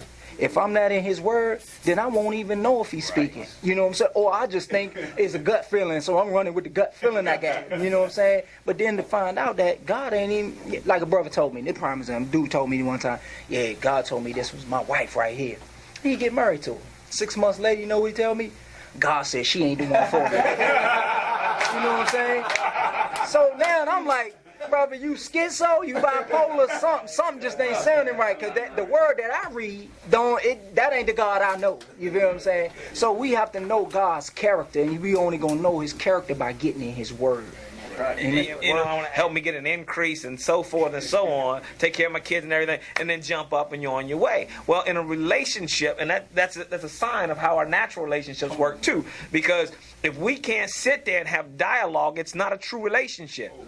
You just playing church in that sense, just like you playing marriage. You know, or like even like here, so we go back to communicating with our wives. I can tell you some things about my wife that you'll be like, wow, I got to meet her. But do she hear you saying those things about her? So at the end of the day, all she hears is you complaining. You ain't do this, you ain't do that, but you saying, man, this woman, do you speak to your wife in the way you would to your boys at the barbershop? Would you tell her how good, do she hear you communicating? Not overhear you in another room, but do she hear you literally telling her that? And that's like when you're praying with her one-on-one, she can hear you say, God, cover this woman. She's beautiful, she's this, and she hear all these attributes about her that she never feel. The world ain't giving it to her. You get what I'm saying? And if you ain't giving it to her, somebody gonna give it to her. Just like my man was talking about earlier about us and being faithful. If each man is tempted by his own evil desires and dragged away. So it ain't nothing like Adam said, the woman. You get what I'm saying? But it ain't got nothing to do with the woman. It's your own evil desires that's within. So if you might not cheat, go try to be unfaithful to the public, but what about when you're in private and you get on that internet? You know, so now is that still being faithful? Or do you don't consider that unfaithful because you're in the confines of your own household? So you still doing something that's defiling the marriage bed. So at the end of the day, you still got an unfaithful spirit tracking in your household. Getting that point, or you are talking about that? One thing about brothers watching porn, a lot of times they doing that because that woman don't talk back. You know, they not hearing a complaint. Because we're lacking our communication, we're running to other alternatives. And those other alternatives, we can't say we head of household, we can't say we men of God, we can't say we none of those things when we're running to those alternatives to escape.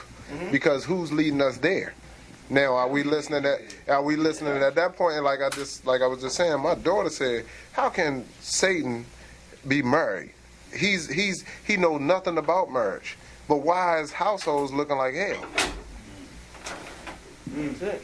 That's a question. That is a real question. There it is. Throw it out there. But yeah, I mean, you're right. You're right. About marriage. That's why he out to destroy it. Sure he do. Sure he do. He know about marriage, and I say that because he understands the relationship that God has with the church. Christ has with the church, and that's the first form of marriage. And he understands that if he can divide that, if he can separate that, there is no power. Initially there would have been no resurrection, right? If he could separate that and keep that segregated. So if he can keep man from performing his function, which is in the natural performing his spiritual duties. Come on, man. As being husband or as being a provider, protector of the household, then mission accomplished. He will kill, steal, and destroy in that way. And that's why we see so much chaos going on in the world today, where we got men acting like women and women acting like men and children acting like adults and adults acting like children. There's so much chaos because that order is not there in the house. That marriage, that institute is not there. So it's more than just a husband, wife, and children in a house to call it a marriage or a family, because it's an institute. And that's what he's after. He's after the first institution that God did. That's exactly right. And if he can get that foundation, he can rock everything else. And that's what we're seeing. So we did with Adam and Eve. That's what you say, and that's what's happening today. See, look at the first. Look, what's big on the horizon now? What's big on the horizon? Same-sex marriage. You feel what I'm saying? And you got to remember, he's a pervert. A pervert twists things. What is this chair made for right here? What is it made for? He said, all right, you can stand it and it's going to hold you. And this is what we do because it's holding us. We think it's all right. So he done convinced us that the chair is made to stand in. So that's the same thing with marriage. They try to, it's okay for two men to get married. It's okay for two women to get married, and they fight for it. But we, and I'm sorry, I don't know, I'm changing this up and that. We sit back and say it's okay. As long as it don't affect me, to each his own. You know what I'm saying? But that's what that's doing. That's messing up the very fabric of the household. When we get out of position, first thing he did with Adam is did what? Got him out of position. Notice nothing ever changed until he bit, till he ate. She did it. Ain't nothing to happen. And it said then she turned and gave something to her husband, and then guess what happened? Everything changed after that. And then when God came back to who? He came back to who? Adam. Said, Adam, where are you? And he said, that woman you gave. So he's saying, God, you ain't, no, he blamed it on God. God, you gave me this messed up woman. You feel what I'm saying? Instead of saying, all right, my response is my responsibility. I got to take response. I think that's number one as a man. We got to learn to take responsibility. Look, statistically, do you want to jump in? No, go ahead. I'm listening. Statistically, they say children perform better. Children elevate to a higher level if there's a man and woman in the house. If it's a two-parent household in the house. And so this is natural statistics. Right, and it's nothing new under the sun, right? We know that from the Bible. That's a spiritual thing, right? We understand that. But statistically, scientists or analysts or the world itself will acknowledge the fact that that's true. And so the enemy's goal, again, is to still kill and destroy, is to destroy that household by taking out the man. That's why when we talk about single-parent households, we're really talking about women in the house. We're not talking about men being single, although I was at one point, but we don't talk too much about a man being a single parent. Usually it's the man that's fleeing. Once you do that, it's over. It's a wrap. Not only does that affect that woman, and then, but it also affects that son, it affects that daughter, and it becomes a generational thing that affects that whole family. If nothing, it may even wipe that family out. That's right. Go ahead, there was something back there. Yeah, I just want to say, even going back to the first question, why married men don't talk, right? The first question as to why men don't talk, the first marriage was who? That we know is who? That was written. It was Adam and Eve, right? So when Adam and Eve, when they were in the garden and they got tempted, where was Adam? Where was Adam? Where was Adam? Was he talking? Was he communicating? No, he was silent. So even though some of us still at home and we know that our wives ain't going nowhere, we still not being the vocal person in the household. We're still in the household silent. And so if you ask most children, where's your father? He's in the basement. He's watching the game. He's seeing the Ravens. He's watching the Redskins. So even when it comes to important things, school, homework, those type of things, the men is still silent. So even though we're present, we're still absent. Your position in that role, in that relationship as a husband, is not to rule over your wife. It's not to rule over the wife. And once you understand that, then you have to understand how you came to be who you are. How does my role affect change in this relationship? Not only in just my life as a man, if I'm a man of God, or as a man in general, not only am I improving myself, I'm improving this household. And by improving this household, I'm investing into my community. I'm investing into my city, my nation, my world. These are those who have turned the world upside down. That's what about in these situations in which, or should I say, shouldn't some responsibility fall on the wife in terms of, using your example, being taught, and I know this is profanity, but being led by her husband in the context of the Bible? Yeah. And I mean, yes, there's this grand emphasis here about what men need to do, and men need to talk and so forth, but I think one reason why my marriage that I'm in merely for 3 years is going to be a success is because my wife submits to me and I submit to my wife and I submit to God. Okay? But nobody's talking about that. And I'm not talking about, I mean, we're talking about it here, but I'm talking about when I talk to these brothers, or these brothers come talk to me off the street, or, you know, somewhere where I hang out, I hear these brothers saying that their women, their wives, are hanging out with their girlfriends who tend to be manless. They don't have a man, okay? But nonetheless, that's who this sister is listening to attentively. That's who she's spending her time with, you know? And it's almost as if, sister, misery loves company. The reason she's spending all that time with you, taking the time away from your husband, is because she don't have anybody. They sometimes lose perspective that this is really what it is. It's a ministry. Yeah. Amen? Yeah. And I say this, and because it is, do you? And this, I'm just asking this question: Is your headship, is that a demand that you put on your household? Is it something that you think that you want respect? You demand respect? Are you trying to get order in your house in a proper fashion? And then you wondering why she don't want to come home, you know, why she's hanging out. So how do you get the respect level in your household as the head of house? Well, I think what needs to be said is also, some sisters, no matter what happens, they're not going to respect the brother. No, that's not true. Oh, so all women will respect their husbands? All women? All women are designed to respect their husbands. It does not necessarily mean that's what they're going to do. all shoes got soles on them. They're gonna support you some kind of way. All of them I'm saying all of them are not comfortable. All of them are not comfortable. A lot of times what you will see in them, they're designed to respect, just like we're designed to love. Well, I know what design is, but then if that's the case, then why are we having divorces, man? Watch this right here. I'm going to take you back to the word, right? Take you back to the word. In Genesis, what was it? 3, when he dealt with the woman. After they did what they did, he dealt with the woman, right? And he said, your desire will be to rule over your husband. That was because we in a fallen world. It's gonna be their desire automatically. It's gonna pop up. They don't even realize a lot of time, and it's only through. No, and I'm with you, but and I ain't finished yet. But a woman who's truly submitted to God, gonna be submitted to her husband. You feel what I'm saying? So her problem ain't with you. It's with God. You feel what I'm saying? And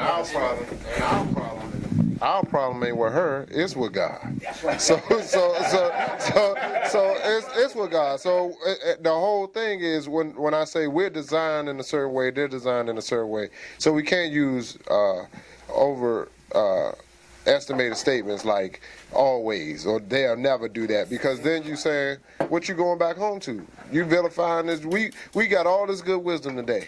I'm going home expecting to input some of this to make my house into a better household. I'm going back and make my marriage a better marriage. I learned some things today. And so but if I go home saying, oh, she nasty, I don't care if I tell her all this or show her all this or read the love language and read this, then I'm going to be on the internet. You get what I'm saying? Then I'm going to be at the bar. I'm going to be somewhere where I don't belong. Because now you can't put no confidence in the flesh. But when you're not getting what you want at home, and you're not submitting yourself, then your flesh will be confident. You get what I'm saying? It said a adulterous woman's tongue drips honey. That means she's saying the things that's sweet to you that you never heard before. But if you are getting these things, if you already getting them, when she come with the flattery, ain't nothing you can really give me that my wife ain't giving me. What you gonna give me that my wife ain't giving me? You get what I'm saying? You gonna be a listening ear? My wife is a listening ear. You gonna give me sex? My wife give me sex. You gonna give me what are you gonna give me that I'm not getting? But that comes when I align myself with the order of God. And I was trying to get that question out, but not demand.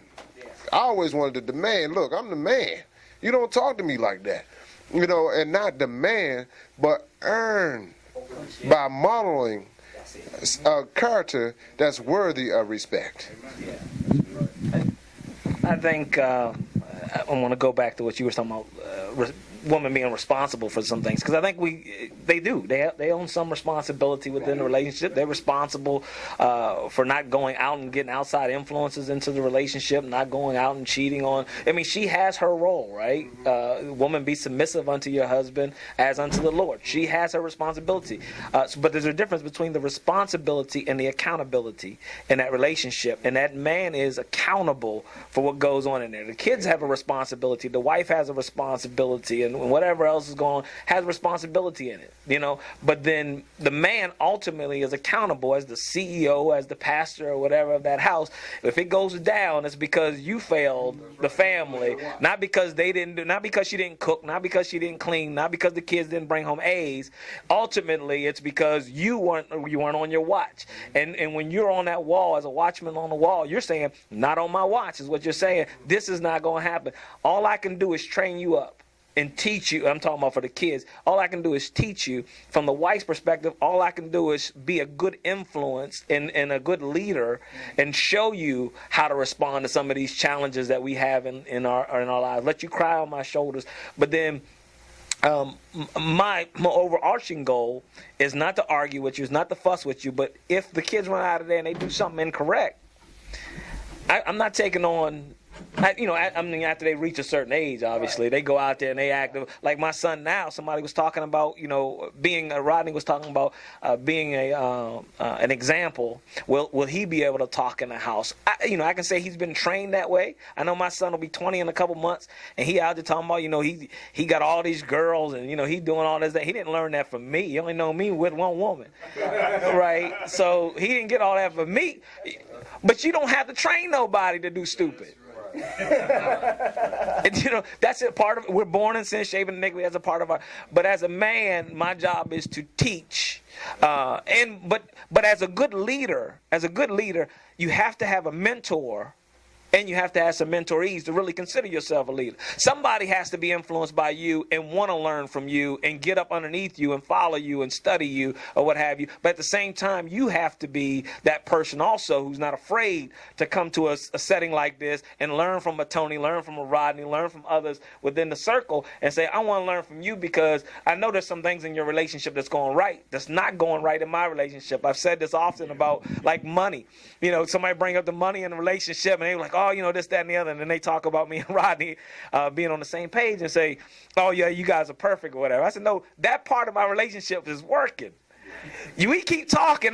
You're going to point out some things in my relationship that's not working. But that's why I come together with this. And the larger the crowd, the more answers, the more the correct, godly answers I'm going to get from the brothers here. It's going to help me.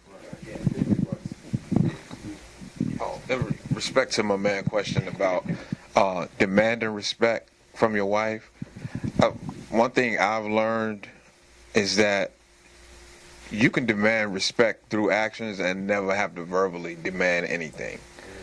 And I think a big part of that, well, in my case, is that I follow through with what I tell my wife I'm going to do. You understand what I'm saying?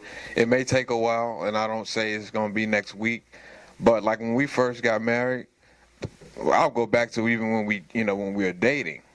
Me and my wife were my fiance at the time, were very open with each other. She had all three of my credit reports. I mean, everything. A's test, everything. I didn't hold nothing back from her. I said, my life is going to be an open book to you. And I said, I'm going to fix my credit. I said, one day I'm going to make enough to pay every bill in this house. I've done both. And because I kept my promises to her, and another thing that I've learned, my pastor said this, when I was back home, and one thing I try to strive for as far as keeping my wife happy is not so much, keeping my promises, but one thing I've learned is that the wife carries the spirit of the house. Yeah, you may be the head of it, but the wife, she fixes the atmosphere. If mama ain't happy, the whole house ain't happy. Period. And I learned that, especially now that I have a son. If my wife is upset about something, I don't even really want to play with him because it's like I gotta fix that. You see what I'm saying?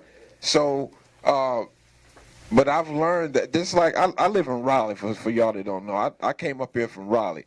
But because, you know, I'm a man of my word. When I asked my wife, I said, babe, I want to go hang out with Rodney and Tony, you know, for the thing. It was nothing. Oh, baby, yeah, go ahead. Nothing. You know why? Because I do what I'm supposed to do. Out of all the years I've been married, I've never said, you going to listen to me because I'm the man. I've never had to say that. Because my actions say that. So, I mean, hopefully, you know. Yeah, I think that's anybody else. Yeah, that's. And I was going back to you was talking about the role of a man, and I just want to say this for all men watching and in here. If the fire marshal came in here, let's use this natural analogy. If the fire marshal came in here and saw this building, for what reasons would he shut this building down? You know, so you look at it, it could be a number of things, right? But really, he'll look and say, if it's overcapacity, then some of us will leave. there's some of us can leave. But if it's paint on the wall, that can be fixed. If the carpet is really it needs to be replaced, that can be fixed. But if this foundation in this building got one crack, one crack, that's good. The whole building is gone. Wow. And we're the head of the household. We're the foundation. And that's why the attacks come on us so hard. Because all the enemy is trying to do is to crack our foundation. Good afternoon, ladies and gentlemen. This is Fletcher from Fletcher's International Cuts.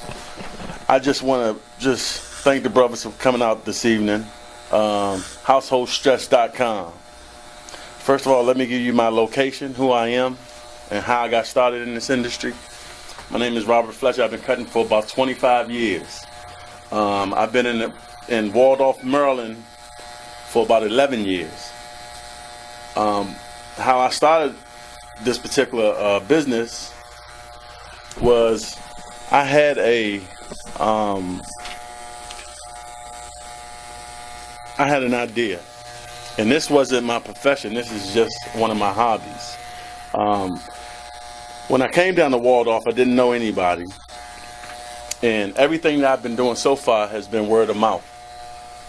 And this is sort of what we're trying to do here, because a good brother by the name of Tony Hawkins came to me, that's a part of Household Stress, and informed me that we have a great idea that they want to produce. And I asked him what was the idea, and he told me initially that since you own a barbershop, Fletch, I know men come in your shop all the time and just talk about relevant issues. But one of the issues that we really don't talk about is marriages. And when he brought that idea to me, I said, that's a great idea. Let's make it happen. So I just want to thank the brothers for coming out this evening. I'm located in Waldorf, Maryland. That's 3520 Leonardtown Road, Waldorf, Maryland, and we're accepting all customers. And I'm giving nice shape-ups, and I'm going to make sure you're looking nice and tight. And the good brother right here, he's a part of this too. All right? Thank you. Hey, Fletch, what kind of conversation they going to get when they come up in here? Oh, they're going to get all types of conversations. They're going to get, matter of fact, I got some customers in here right now. We was talking about a little football and him making it to the championship. We're going to talk about stay away from drugs, do something productive with your life, stay in school, get good grades. And like I was telling you before, one of the main topics that we don't talk about is real relevant topics that deal with men dealing with their wives and their families. And them topics typically don't come around in barbershops. You know, we can talk about social media, we can talk about politics, and we can talk about gambling, and we can do all that. But the real issues at hand and what we need help with is just talking about real life issues that every man and woman goes through. That's right. That's going to help us out. That's going to help us be productive citizens. So why did you start the Married Men Don't Talk show? I believe that marriage is the hardest job that we will ever have. And unfortunately for men, we have no real training.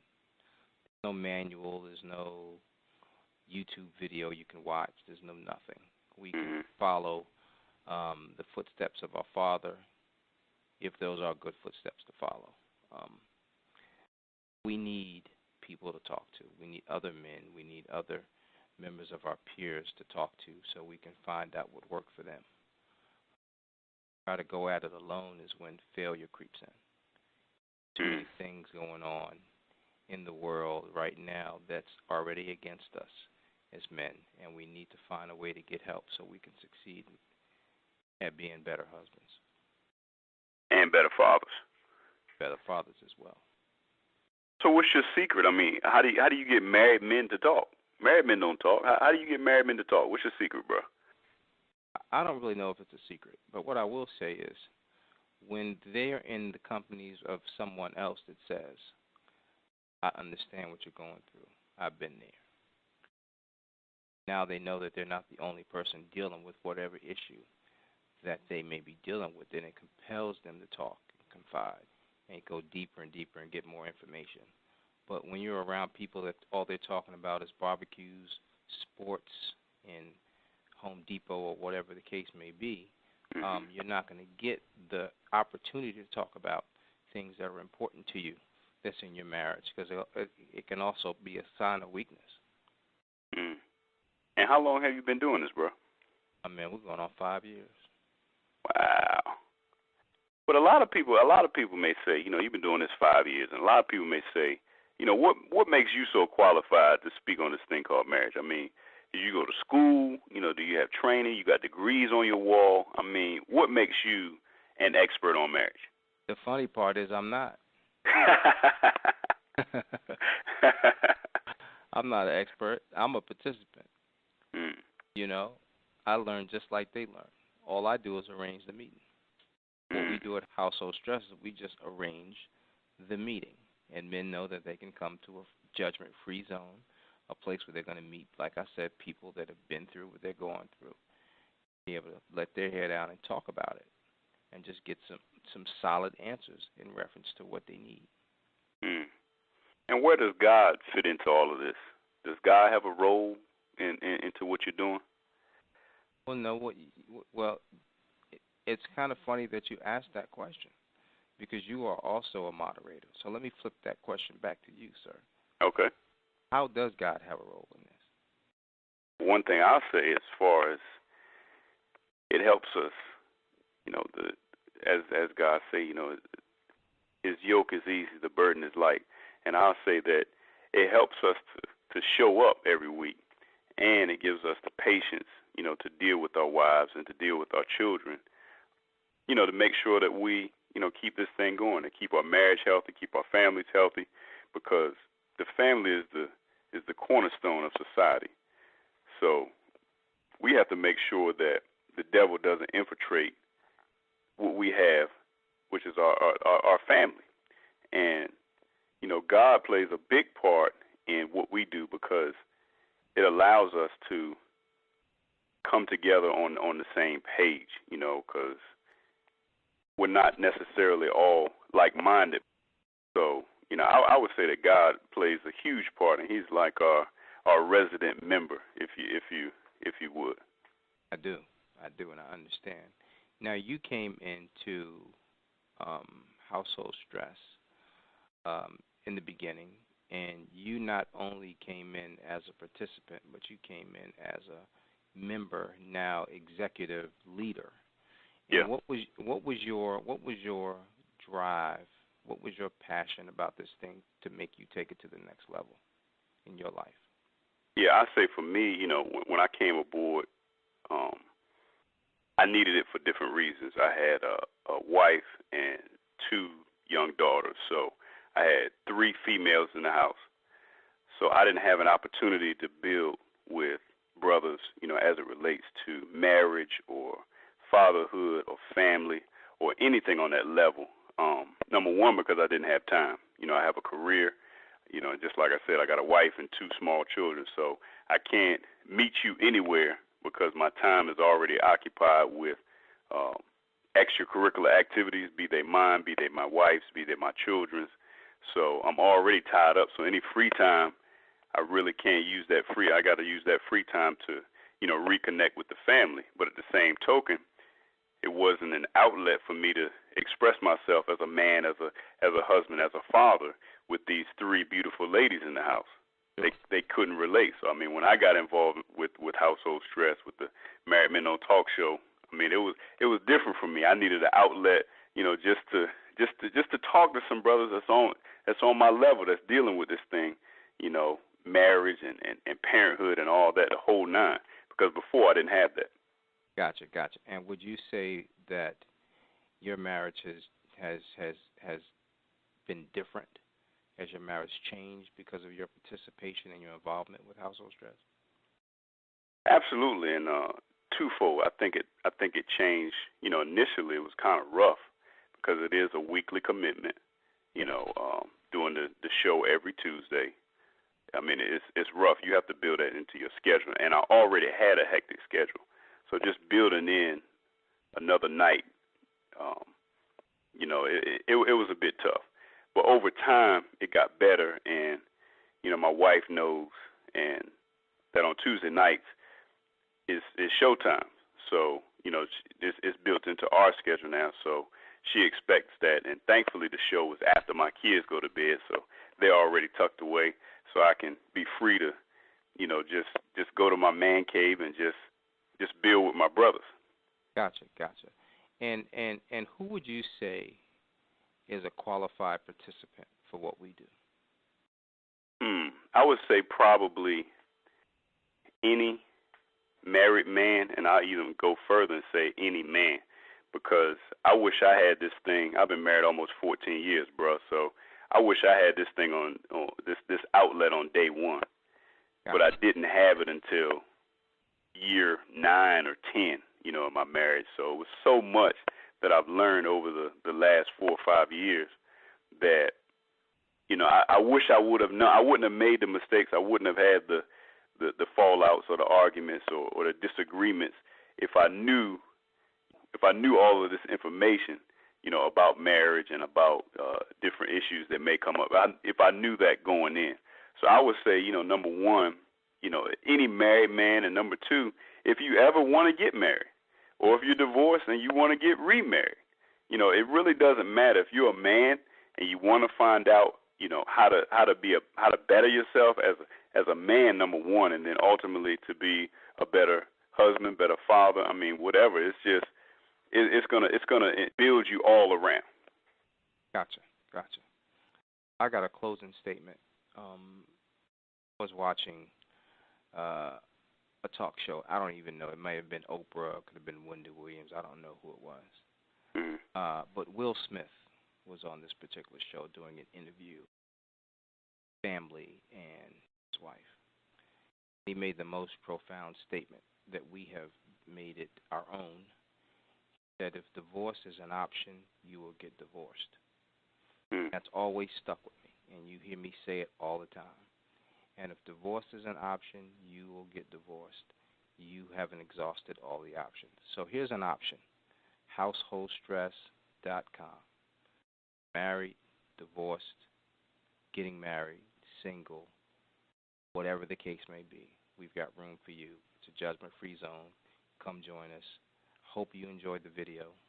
This documentary is the first of many, and we will see you at a barbershop near you. Find us at householdstress.com. At Household Stress on Twitter. That's what's up. Hey, wait, what are you doing? Listen to me. Look, you love this woman, don't you? Yes. You want to hold her? Yes. Please? Yes. Then you got to try a little tenderness. Household stress. Gone.